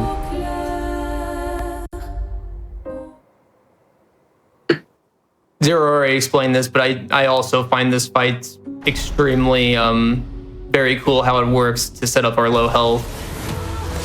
Using kind of the heals on Verso and with inverted to I'll manage. kill him off, and then Lune's ability that we all know to kill him off, but then using the auto rush pickup that we picked up in the last level to run away in time. Like I just love when every character has like a thing that they're doing on the turn that we're working towards that either helps for the next fight or helps us in the current fight quicker. Cool. We'll see a lot of more of that, like the synergies playing out like very carefully together in Act 2 now. So we've seen how Lune's been using Lightning Dance to be very OP and kind of like maximize the damage there. But we actually will start having some other characters join in. So on the next level, CL will start being viable for damage too, and then Verso is going to kind of turn into kind of like the main support character full time, but you know, like his damage is still going to be important in a few spots for sure because of the Berserk Slash being able to give us a good like 30,000 at any point. That definitely can help sway the battle. But yeah, like we're gonna be basically every turn or two doing very powerful stuff between CL and Lune at the same time. I'm gonna menu real fast. And we'll explain Eyes up. we'll explain CL's ability and how it works and how we utilize it well on the next level. Yeah, because this level we have to ask a question. What state is home to the most statues of liberty? New York? New York? No. Your turn to shine. Las Vegas. Not state and also no. Oh, Nevada? sorry. I'm just gonna steal his answer.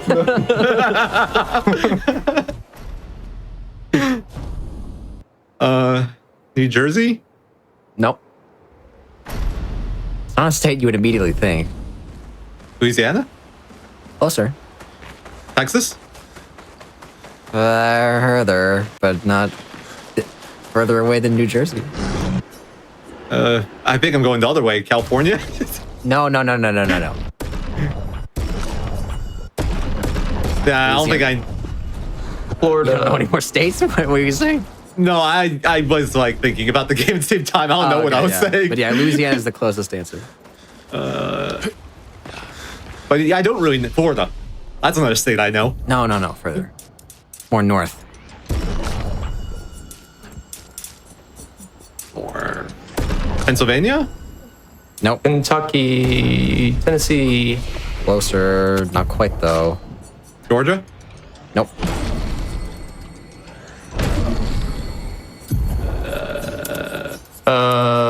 Actually, no, Texas is the closest. I'm silly. Yeah, that's the closest answer. Well, I would have had it for sure if I had known that. Yeah. Okay, well then get it now, because now you know. Oh, It's now only- I have to recalibrate. Oh man, you have to recalibrate. Oh no. Recalibrate my compass. Arizona, Utah. Nope. I only know like this, like the west side of the U.S. And even that, I can barely. I didn't say it was west. I said it was more north. I didn't say it was west. Well, I was thinking Texas. That's why. I guess it's more central north, Yeah. right? Yes. Virginia. Wait, where are we? Where it's Central north. The What? architecture looks very different here. What? What'd you say, B Dud? Oh, where are we? It's where from Texas? That's Beautiful. Texas is the closest, and I just said Surreal. north generally. Kansas?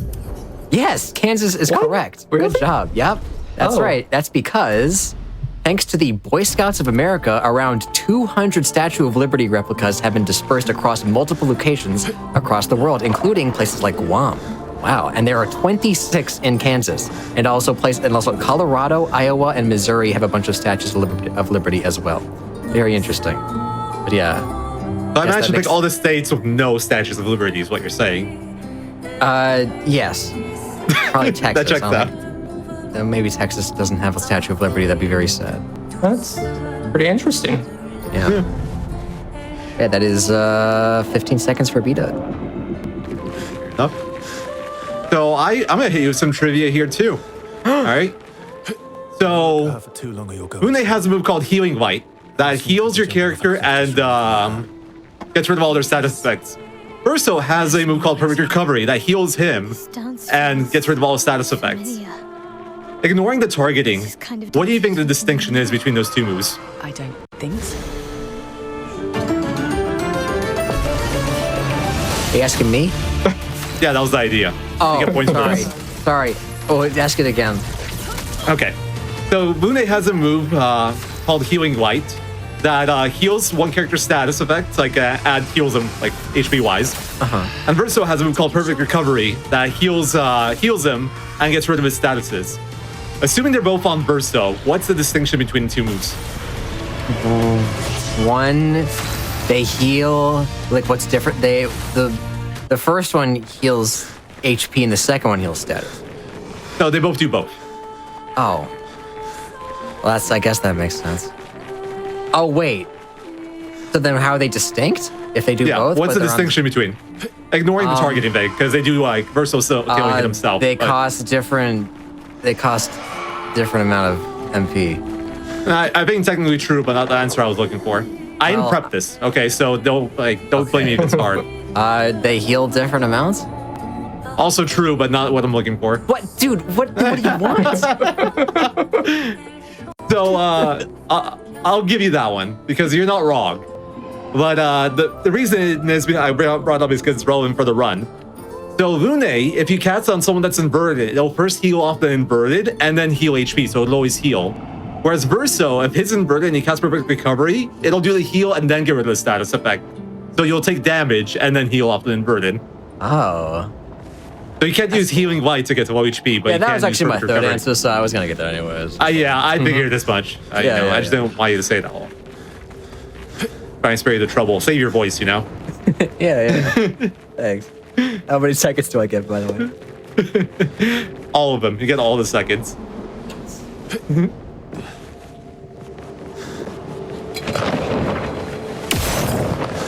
So this is a pretty long... I don't know where B-Dude is, to be fair, but this is a pretty long traversal one. So if you want to ask questions, now's a good time. Oh, well, say less. All right. Let's see. Oh, check this out. Which country had the longest domestic flight at 16.5 hours long? Africa? Korea. Nope. Man, Wait, you said country? Yes. Which country had the longest domestic flight? oh, domestic.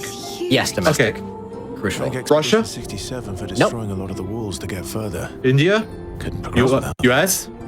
Nope. Feels like home. Canada? Nope.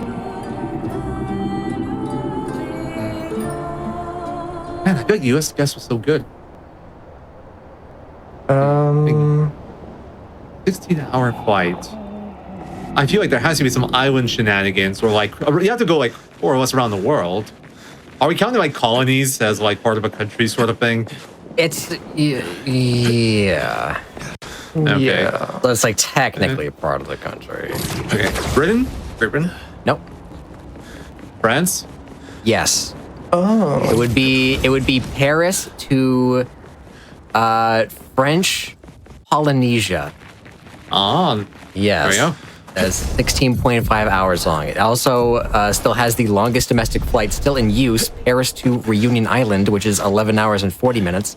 And then Boston to Honolulu is close at 11:35. Leticia, Damn. Yeah. it works for France. Seren. Or Paris to French Polynesia creates destroys both all at of that for 16 and a half her. hours. We should That's take a it out. long flight. Yeah. Definitely be an advantage against Seren. That'd be 15 seconds for 0. Let's go. Making my comeback. Trivia. Yeah, where are you now, B dude? I just shot the spaghetti monster. I know exactly where you are based off that setting, which is hilarious. Yeah. All right, I'm like about to take the rope to Guasando. All right. So we're a little bit more closer than I thought. we Yeah, were. you caught up quite a bit. I messed up Renoir and Masskeeper, so. And Stillact. It's not been a good last half hour for me. Yeah, this run is awesome and it has a great route, but it's like so punishing if you mess something up, because you know some of these fights take several minutes long, and if you mess up a fight, you usually have to redo it. Most of the time when you mess up a fight, you realize that you like messed up a picto too sometimes. So like, yeah, there's always a few things that can always one little mistake can cost you minutes, pretty much. Today, But that's why we have been perfecting it so much, to try to make sure that we get it to a level where we can get it to almost no mistakes. So Ready to strike. even with the mistakes being 0 I've done, it's still pretty impressive. The point that we've gotten it to. Very, very impressive to watch so far. Yeah, considering how hard my brain is struggling with trivia, we're doing all right. I am actively debuffing you both on purpose, so yeah. Yeah, and I am definitely very debuffed. Normally, I'm much better at trivia, but yeah. I'm it's sure, the debuff. man. I'm sure you know where Texas is. It's west of California, right? Yeah, hey, you're kind of smart. As someone from California, I only know places relative like from California, so that's all I got here. That's why it's so hard to do geography. So we could start. I don't think we've explained anything about CL yet, have we, Zero? No, I can do it. I'm on an elevator. Okay, go ahead. So up until this point, we've been using CL as support, but now we've got our weapon upgraded a little bit. We've invested into our stats. We've unlocked our gradient. So we're gonna start using it for damage. The really good thing about our gradient is that it's 10 hits. So assuming you can hit hard enough, we could do 100,000 damage if we hit cap up all that, which is a lot. And she's like the only character with a really big, a really multi-hit gradient attack. So she gets a lot of value in that aspect. Additionally, we're also using a new move we unlocked here called Card Weaver. Card Weaver is a very simple move. It's just one hit, costs 3 AP, gives you a stun charge. It spreads Foretell technically, but that part of the move is never used in the run. But the really big thing about it is that you can move again after you use it. And it gives you a stun shard. So we can do Card Weaver into a moon move. And that'll put us straight into Twilight mode. So we're doing 50% more damage as soon as we do that. Also very useful. grander than I And then our main combo of CL is basically get her into Twilight, do Gradient, and then do Sealed Fate, which is a 7-hit move that consumes Foretell if you don't crit to do extra damage. And it has very high bases, so you'll be seeing that in a moment here. First, I got a menu. There it is. So I'm entering this Rent fight here, and it's like the second instance of big CL damage. So this fight's really cool in that it has like 3 distinct phases to it, and they're all based off HP thresholds. After about 20%, she'll go frantic, and like 70-80% she'll go into like final form. I forget exactly what it does. We don't get to see it. But we are going to perfectly control our damage here, so we counter her into her frantic mode. saw you And what that'll get us is it'll like, even though she has one movement in turn order now, it's actually 2 moves. But if we up this counter, we transition her, it'll skip the second move. So we get to skip a full move by transitioning into frantic mode here. And then before she can go into her next phase, we're just gonna kill her because she's actually not that tanky. And she doesn't have unique phases in that like there's no transition. So like a Fast Keeper, we can say like over damage, but all that's irrelevant since you just goes phase 2 restarts at full HP. Here the damage carries over. So we're gonna do Big Lightning Dance with Lune, that's 120,000. That's like half her health. And then we're gonna Gradient, this is gonna do about 70,000. And then finish off with Sealed Fate for like another 35,000. And Seren done. Nice. And that's our second Axon. So we can get the Barrier Breaker now. Wow. But we're nearing the end of our journey. We now have everything we need to get to the Monolith, which is where the Paintress resides. Oh, by the way, whole point of the game is to defeat the Paintress, so we can stop the Gommage and save Lumiere. We never mentioned that, but it's worth mentioning at some point, I guess. Yeah, just slightly important. Yeah. One thing I want to add on real quick for this rain fight, it's one of my favorites in this route just because of how it systematically works. Like Zero was kind of explaining, but like this boss, like it has such long attacks. So like it's so nice when you see this, like when you go from this fight casually to seeing this fight done in just 2 turns. It's really awesome. Finally reach the Paintress. I think like my first route rendition of Expert, we put her frantic before she ever got to move. So she just did the frantic moves right away. And that is like, that was like a minute 30 something second fight. It's really cool that like how we structure it. We get to skip so much of it. Generally, the later her phase, the later into like the fight you are, like in terms of phase, the longer her animations get. And that's something we haven't really talked about too much, but all our fights are really focused around like cutting out enemy like attack animations. The less enemies move, the better. And like sometimes we'll even make it so an enemy will get the same amount of moves, but we manipulate them to do their faster attacks. We have various methods. Go ahead. Yeah, so speaking of debuffing both of you on purpose, how about I ask the most ridiculous question of this entire list I have here? Oh no. All right, so this, to preface this, Swoos wrote the questions for this Think Fast episode, and they, I'll just ask it. The 10th tallest pyramid in the world is located in Memphis, Tennessee. What is its purpose? To be to Egypt. A pyramid? Oh, no. Isn't every pyramid's purpose to be a pyramid? Okay, it has to do with fish. I'll tell you that. With fish? Yes. What? It's so dumb. It blocks the sun going into the river to protect the fish from the heat. No. It helps them swim. Okay, I'm just gonna can this because it's so dumb. It's a Bass Pro Shop. Oh, okay. Okay. It's like you would never. It's like, oh, what's ironic about pyramids that I can answer the question? This doesn't make any sense. It's just stupid. And Swoosh only made this question because they liked it. They liked the Bass Pro Shop pyramid. That's the only reason it's on this list. So thank you, Swoosh. Yeah. Anyway, I just wanted to get that out of the way because people were looking forward to that. It's a great question. You can think about the Bass Pro Shop pyramid for the rest of the night after this run. I'll be sure to text my friends after this about this. Did you know? You should take a vacation there. You think they make lines that you can cast all the way off the pyramid and they land like in a river? That'd be really cool. That would be cool. Yeah. Yeah. That'd be like a fishing hotspot. That'd be a great tourist trap. Like that'd be kind of great. That'd be kind of. Wait Wait a minute. I was gonna get into my more fun answers, like maybe praying to like a fish god or something, you know? Guess we head up then.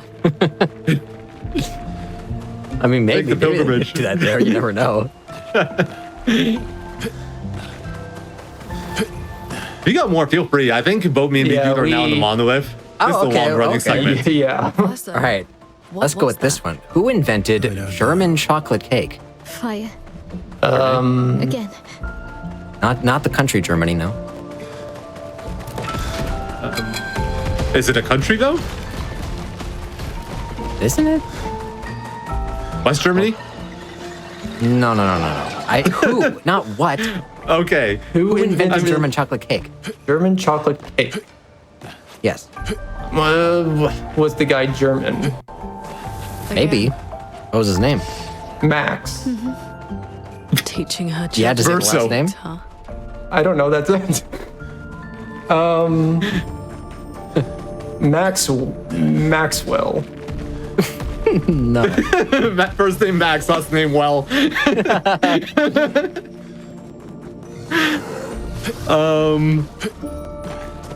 Okay, well, Dennis. Dennis who? Dennis the Dennis. cake maker. No, that's not. What's it? That's his last name, the cake maker. No, it's not the cake maker. You're making that up and you're being silly. Okay, what's his last name? Give me a last name that's real. The only one that comes to mind is Hitler, and I don't think it was him. What? No, you can get this. You can both get this. Right now, I'm not kidding. Desandre. Who? Desan. Desandre who? No, Desandre is the last name. Oh, well then no. Okay. His last name is very important if you don't already get it by this point. Max who? His last name's who? No. Important. No. More shots. Come on. German chocolate cake. Wonka? His last name is Chocolate. Is that it? That's No. actually the best guess I've heard so far. Yeah, it is a good guess. Pretty, but not it. Cake? No. Anything else? German Chocolate is his full name. First name German. last name First name chocolate. German, last name chocolate? No. Come on. You're right there. Are we? Yes. What else haven't you said? I think I've said cake, His right? last name is very important. It's not chocolate or cake. German? Then what? Yes. His last name is it's Samuel German. Made the German chocolate cake. I can't believe it. Wow, I nailed Chad. it. Wow, first try every time. Did you know that Samuel German made the German chocolate cake? It's so yummy. You should try some. That's 20. I will begrudgingly give 20 seconds to 0 for that. I'll begrudgingly take it. I want to give you 2 seconds. I'll give you. Good stuff. I'm dying over was- here. Any more? Do you have any more time for questions, or are you back? Yeah. This definitely. is. I'll All right. be honest. This is like 10 minutes of just walking. Oh, perfect. Okay. How long was the 100 Years' War? 100 100 years. Do you think? Do you both? 101 years. No. 99 years. No. 1 year. 98 years. You're getting further away. 200 years. 2 years. Too far. 199 years. What? 101. A little bit closer, but not quite. 105 years. A lot closer. 102 years. I said that. Farther. 103. 108 years. 108 is 104. closer. 10 104 is farther. 106. 111 is 107. closer. One further. 109. 115. Wait, what? 15 is close. What? 116. 116 is correct. Yes. Okay. I got 100 lost years. in the middle of that. Oh, no. That's fine. Sometimes you get lost in the think fast guessing numbers vortex. That's what happens. That's 15 seconds at 4-0. You got time I for feel like another I'm one? just. Yeah. Okay. Well, let's find one. I gotta find a question before I can ask it. Let's see. Ooh, let's do this one. It's another number guessing question. On which date did at least most of the delegates sign the hard copy of the Declaration of Independence? The chroma here. July What? 2nd. No. I can read What? it. The date or the year? Yes, the date. July 4th. Nope. July 3rd. July Further. 5th. Closer. July 6th. Closer. July 7th. You're gonna take a while, but it's closer. July 15th. Closer. July 20th. July 21st. Closer. July July 24th. 25th. Closer. July July 30th. 26th. The zeros was closer. What? I didn't hear what he said. July September 6th. 27th. Wait, you just jumped to September? Wait, no, it's August in between. Oops. Yeah, what'd you say? Your date was September what? 6th. No, it's not September 6th or August 6th. August 20th. No, too far. August 5th. Close. August 4th. August 2nd. August 2nd. Why do you keep getting the... I'm so mad that you keep getting them, Zero. I'm so mad. It is August 2nd. So it was of course adopted on July 4th, but it was not signed until after, from which August 2nd, 1776, America was made. Let's go binary search. 15 seconds for Zero again, I guess. Oh, We have man. time for another question? Yeah. I think one more. At least One from more? my end. Okay. I'll try to find something that hopefully won't take as long. Well, I mean, you can. You know, it's the whole point is to mess us up, right? So. That is Yeah, true. if you, You know I mean, what? if you want to mess up Zero, be my guest. I mean, like, the most random things mess him up. Can't tell what's gonna happen. Anything will mess me up. Anything you say will Or mess you me just up. like randomly get the perfect guess. Let's keep moving. Okay, Almost at the top. what type of animal are the Canary Islands named after? Canary? No, The bird? no, Turtle. nope. What are they named after? That's what I said. Person? Yeah. An animal. I said An animal. Oh, Is bird to generic? No, not birds. Reptile? a dog. That's not an animal. That's a genus. I think Whatever it counts. that word. No. A dog. So it's a cat. dog is correct. It's dog. Yes. Oh, Thank cool. God you got that. All right. Yeah. I'm detecting a bit of bias here. It likely comes from the Latin Canary Insulae, I hope I said that right, meaning islands of the dogs, possibly referring to monk seals or sea dogs.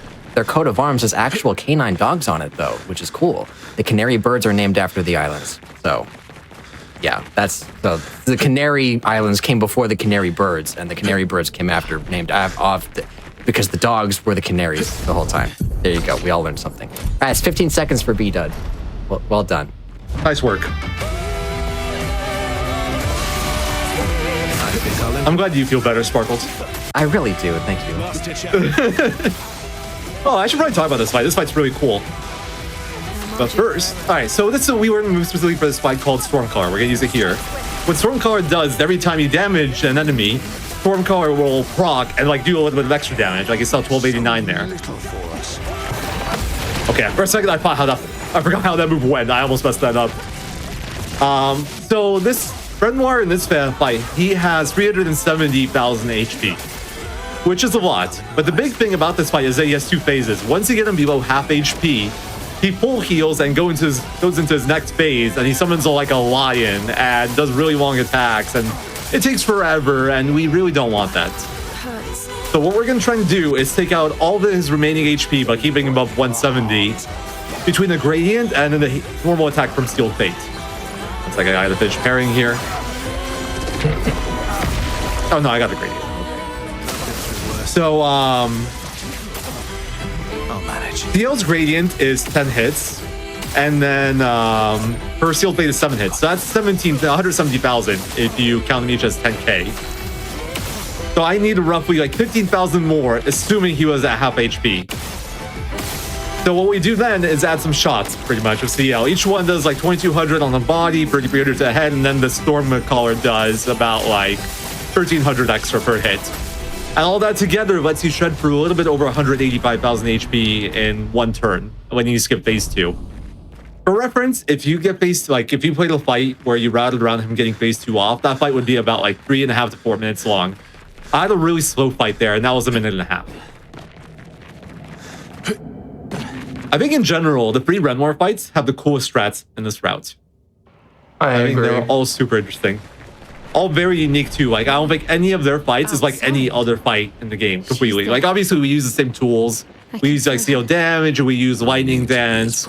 The tools are the same, but the execution and like the intricacies of the fights are all really unique. But And he has about some that, good I gotta music. prep for Patris. That too. Absolute bangers.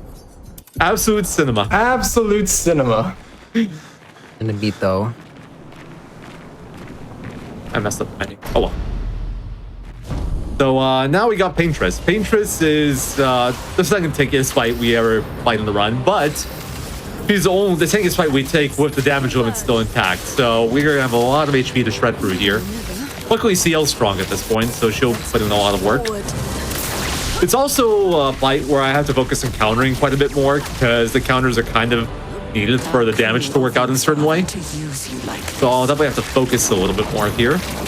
This move I don't have to counter, luckily. Look out. I feel like you're plotting a trivia question as I speak. I'm waiting. Well, it's just Ready to evade. I'm equally debuffing B does, so it's Yeah, we're in two untimely. equally pretty hard fights. Yeah, these are like probably the two hardest fights in the run. I wouldn't say they're incredibly difficult, but you definitely have to focus a bit more. like out of easy questions. I only have like really hard questions. Understand what you've done. Let's be real, we're not really thinking for the hard questions anyway. We're just guessing, so it doesn't matter is if it's easier or hard. You know what? We'll do a number question. In terms of distance from the center of the Earth, how many summits rank higher than Mount Everest? 1, No. 0. No. Further. 2. Closer. You could probably stand to, 5. Let's push forward. closer. 10. Closer. 6. 15. Farther. Closer. 20. Closer. 25. Closer. 30. 200. 27. Nope. 26. Further.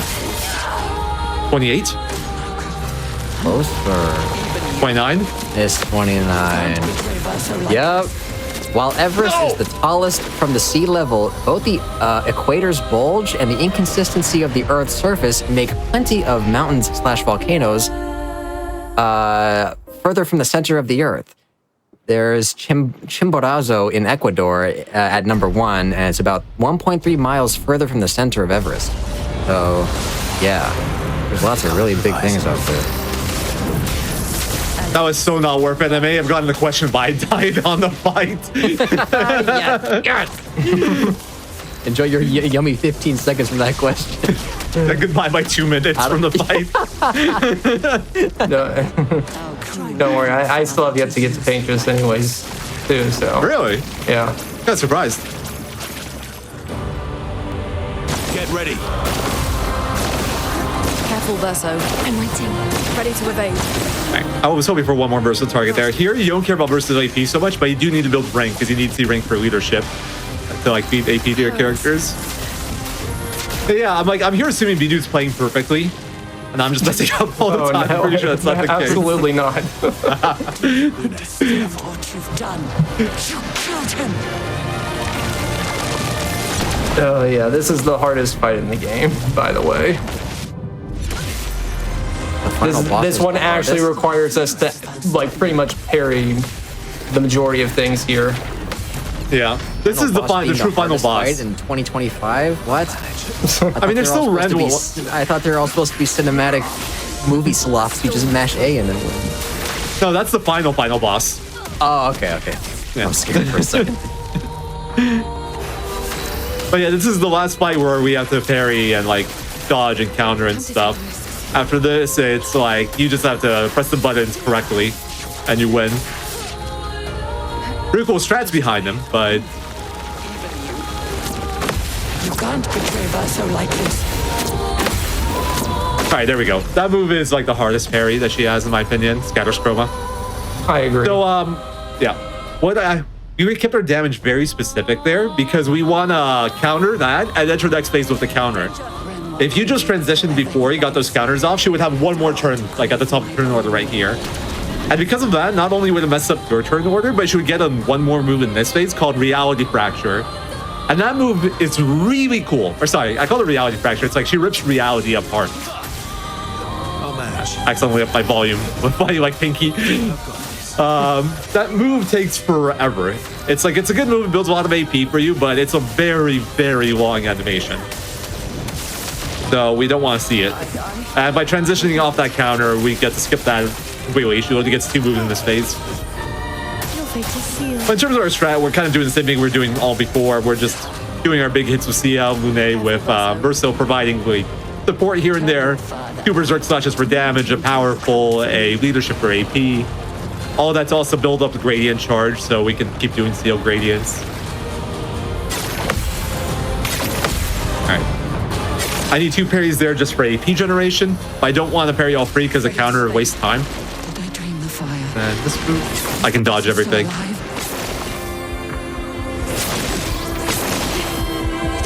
Alright, there we go, good. So that move right there was the biggest blocker for me routing this fight when we were just like still working on the category. It probably took me 10 hours just because I kept dying on that move more than anything else. Also versus applying defenseless all the time. We never really mentioned the Dueliso, how did we? So Dueliso is the weapon we got from the Duelise fight. That was the drop. It's a very weak weapon, honestly has very low base power, but has a unique effect in that if you attack, you get to go again afterwards. And we bought a Picto called Exposing Attack at the start of the run from Noko after we fought the Curator. And what Exposing Attack does is if you attack with an equip, it applies defenseless onto an enemy.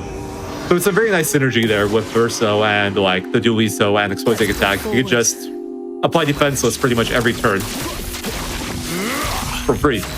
And you also generate AP, whatnot. The downside is it does take like an extra like 5 seconds per attack of Dueliso because there's the attack animation and then there's the like whenever you get an extra turn like that, it'll tell you like Verso plays again immediately, and that prompt takes like an extra second also. But the benefits from it are just like too valuable to pass up, even if it does take a bit of time in terms of like actually getting Exposing Attack and then attacking all the time. You get 25% more damage on all your characters every time you're attacking a defenseless target, so it's just worth it. I'm in Renoir's atelier. Alright, so notice I'm playing as a new character now, Alicia. Wow, new game plus. You know where it is. Let's do it again. It kind of looks like Mayao. Might notice a bit of a resemblance, but her face is a little bit burnt. It kind of looks like Mayao, though. Yeah, what zeroes in right now is quote unquote the epilogue right now. Apparently. Or at least that's what the game wants us to believe. Quote unquote. Uh-oh. Yeah. That's So, about to happen. You will do yeah, so basically the greatest moments of the game are happening right now, where the big like plot reveals get well revealed, and basically everything you know about this game gets turned upside down. So yeah, we won't go too much into the details, I guess, but we'll probably I mean, yeah, big spoiler alert, I guess, in case you want to play this game, because definitely the writing is like the best part of this game, and I wouldn't want to ruin that. But, you know, at this point, we kind of beat the Paintress, and that was like the end goal, and we're like, okay, what are we going to do now? Now that we've done the end goal? Well, it kind of gets revealed stuff that the Paintress wasn't actually the one trying to gamage us. It was the Renoir, and as a result, defeating the Paintress let the Renoir actually gamage everyone all at once instead of once by year. And that also gave my elves like true identity to her, pretty much, which is Alicia, yeah. Because, yeah, it gets complicated, but big thing to note is that we're going to be becoming an all-powerful Paintress being now as Mael. And we're going to get cool stats from that now, such as Painted Power, which lets us exceed past the Kappa barrier of 9999. Save it.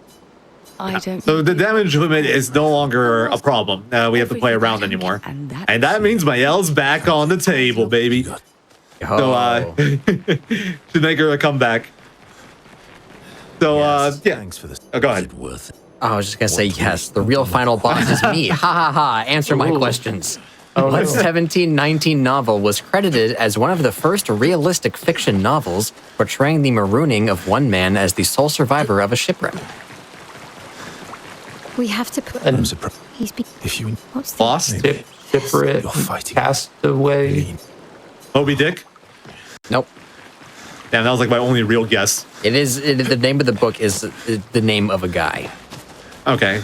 Luna. I mean, Moby Dick probably would be a heard of name. I wouldn't. in So you- school. That's your. Knowing what I don't. The year was like 17 something. 1719. Yeah, it was really old. The first realistic fiction novel. Jack Sparrow. Nope. Worth the shot.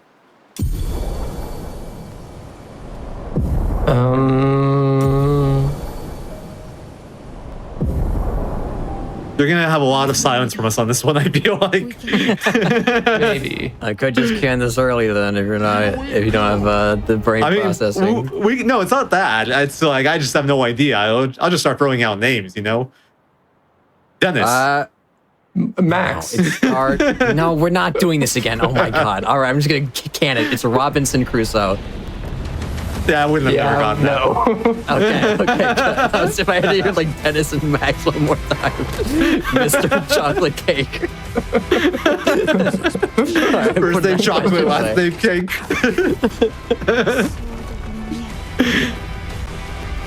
But yeah, we actually do have a running segment. If you want to throw questions at us, well, I have a running segment. I think Vidu does too at this point, right? Yeah. All right, let's do. Oh wait, I do have one more like easy tier question. Who was the Time Person of the Year in 2006? Person. 2006. say? No, I was just thinking out loud. Oh, okay. Hold on, can you repeat the question? Yeah, who was the Time Person of the Year in 2006?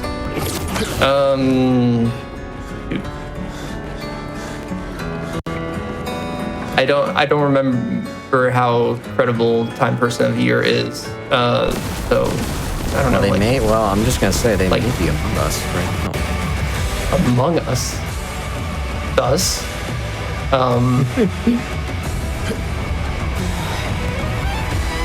Is it Among Us, like in the call? Is there something you are not telling us? what could this mean? Potentially, it could be you. I mean, I don't know. Is it like, zero? No. I feel like I would have remembered. I also was like, what, 13 or something? So pretty unlikely. Oh my god, I just made myself feel old. Unk reveal.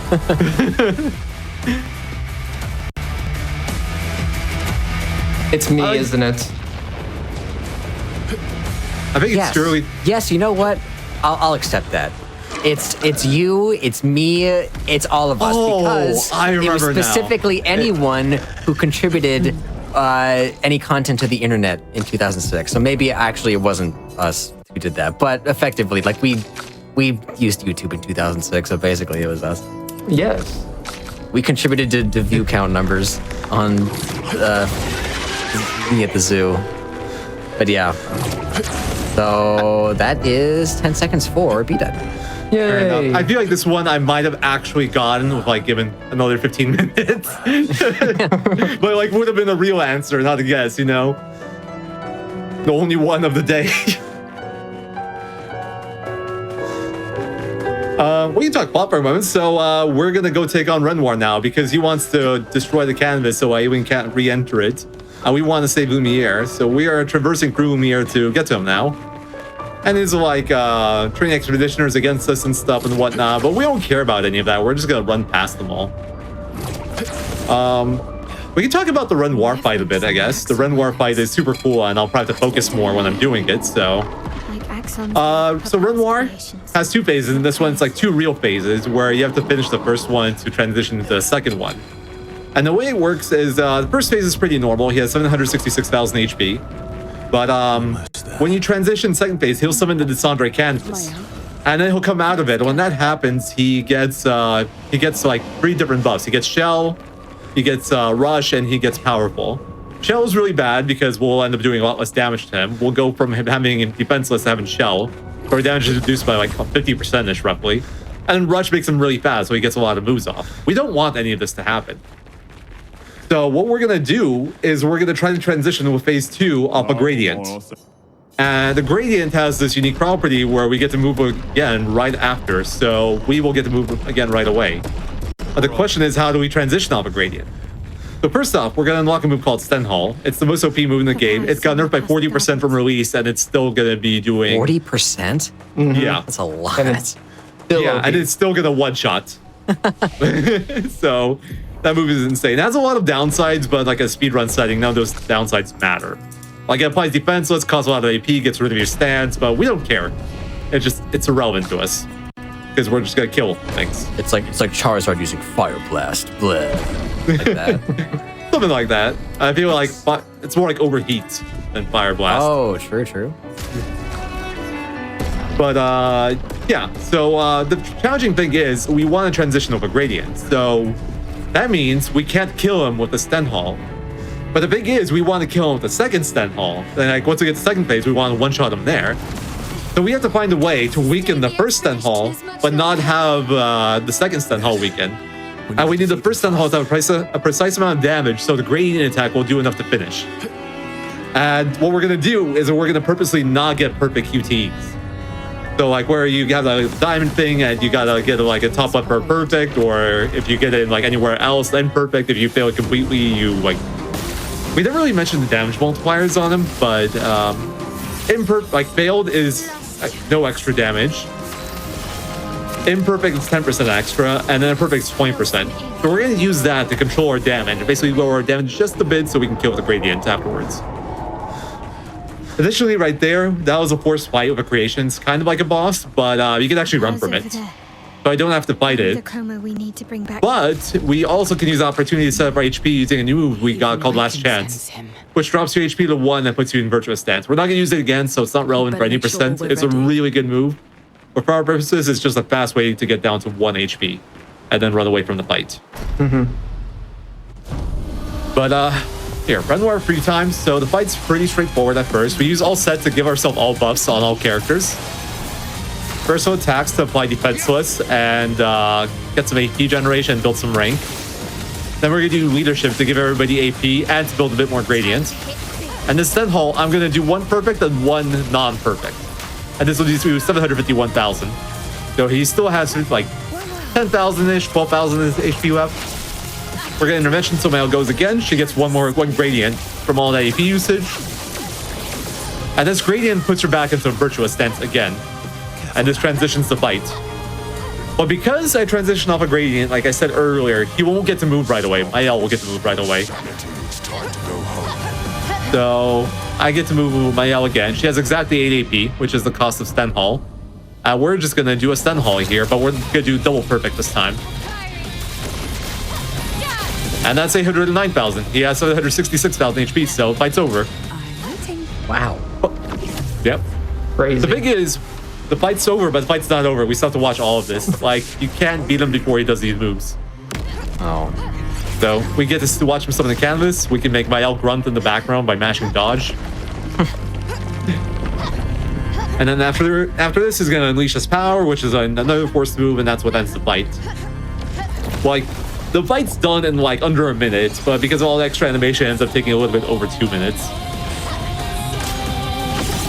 And this is like the current version. I should clarify that the first version of the fight was not like this. We were dodging, you know, trying to set up the fight, worrying about getting AP off parries. Then we found out we can get like 2 CL turns in a row. We got a bit more creative. I think we made it into like a stun strat where we broke him with Phantom Blade. And that was also really cool. But this strat is like the fastest one by far and simplest to execute. The only thing is you have to be very precise with how much attack power you give Mael. You give her like too much or too little, this strat doesn't work. Yeah. So your stats are super precise. Alright, so final fight coming up. And we get to choose our ending here. I'm going to pick the good ending, the Mael ending. Yeah, surprise, surprise, Renoir wasn't actually the final boss. We are. What? Yeah. That's right, and that wasn't the final question. Uh-oh. Uh-oh. Inspiration for the song Take Me Home, Country Roads comes from the writers having driven in which state? Texas. No. It's Alabama. Tennessee. Nope. Nope. Nope. Nope. Take me home. Arizona. Nope. Also, time is now. Oh. Yay, GG. Yeah, thanks. California. Oh. Actually, it's like far away. Georgia. Get as far away as possible. Nope. Florida. Nope. Virginia. Nope. You're closer. New York. Closer. New York. New Jersey. Just no. Closer. No. think. Yeah. New Hampshire. No, further. These are terrible guesses, by the way. I'm like almost sure it's not. Honestly, like West Virginia. Only you No. do this. Wait, what? You can do Isn't that the lyric? Yes, but it's not what the gun inspiration. Oh, Wait, did you say West Virginia? East Virginia. It's not either Virginia. Okay, that was my guess. That was I just couldn't That's remember pretty what- close. It's still pretty close. You know, I'm not running anymore. I could look at a map finally. Do not. I'm gonna be very mad at you. I'm gonna take time away from you. I'm not. Besides the one that was posted in Discord, but that one's useless for this. I think. Michigan. No. Okay, wasn't that? If I've learned anything from today, I need to like learn all my states. That's time for me. Yeah, this is like. Oh, nice. GG's to you both. Got to get this last question. This is the real final boss. Virginia was close. It's really close. Virginia was close. Oh shit! Yes. What is around? Yeah, you see, this is where it gets tough. Pennsylvania? Nope. Also close. Is the Colorado? No. What? No. Is it that? I am not going geography. I'm going off states I remember. Okay, leave me alone. Don't is make me that pull out small Hawaii. State, Rhode Island. Not Rhode Island. No. You're getting further. Oh. Please. New Jersey was also close. Oh God, What else is geography on the is East so Coast? hard. You can do this, please. Unpaint me.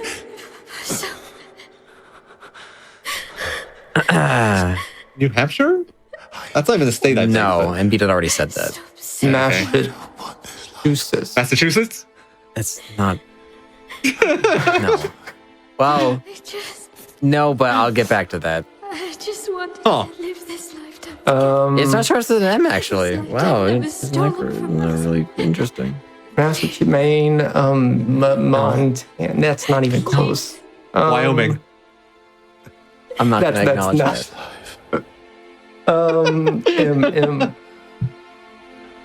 Come on. What? I don't know. M I don't know. near Virginia? Mama. Either of you? I got nothing. I'm picking Massachusetts. I'm picking Michigan. I'm not ending the show until one of you gets this.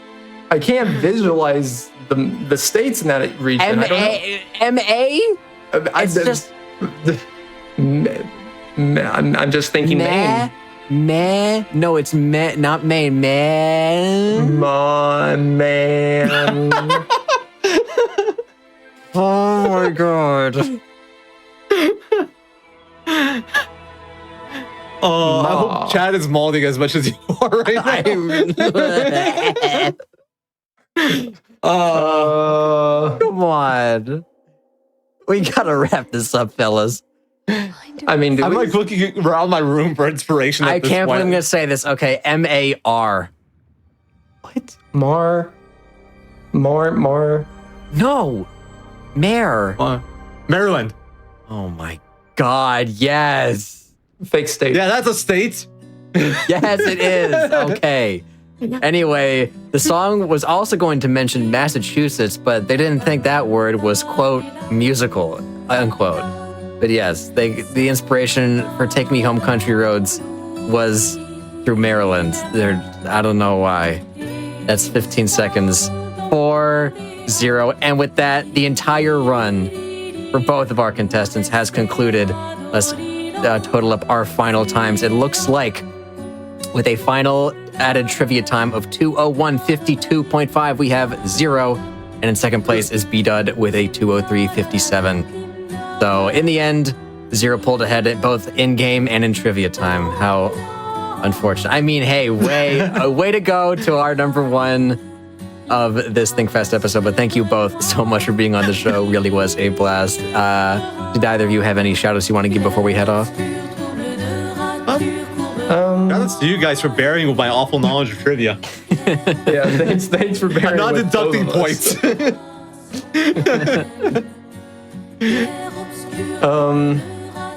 I guess thank you to all the people that are running Expedition and doing all the Expedition speedruns. Like, this game has really been fun to route since it's released earlier this year. So really glad to have spent time with everyone on it and route things through, whether it be on expert glitchless or everyone cooking up stuff in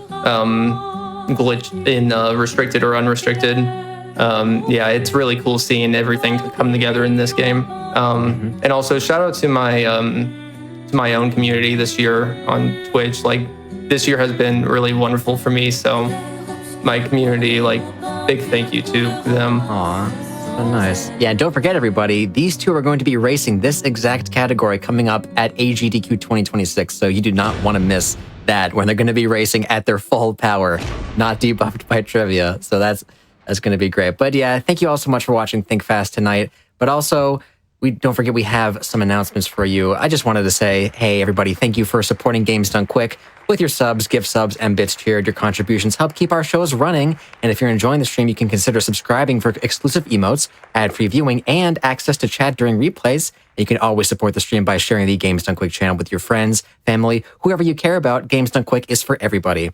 And yeah, you can join the Discord with the Discord link or Discord command in the chat, and you subscribe to our YouTube as well. Catch the VODs over at YouTube. Speaking of VODs and just catching up on previous shows, if you did not catch the whole show for Think Fast tonight or our previous show tonight, which was, I think, Speedruns tonight, it was it wasn't the Game Over. It was the one Jiggy hosted. But yeah, reruns for both of those shows will be happening after this, so stay tuned if you want to have some nice sleepy content. But yeah, that'll be it for us on GDQ Hotfix tonight. Thank you all so much for watching. Hope you have a great rest of your night, day, wherever you are. And yeah, we'll see you all in the next one. Bye-bye.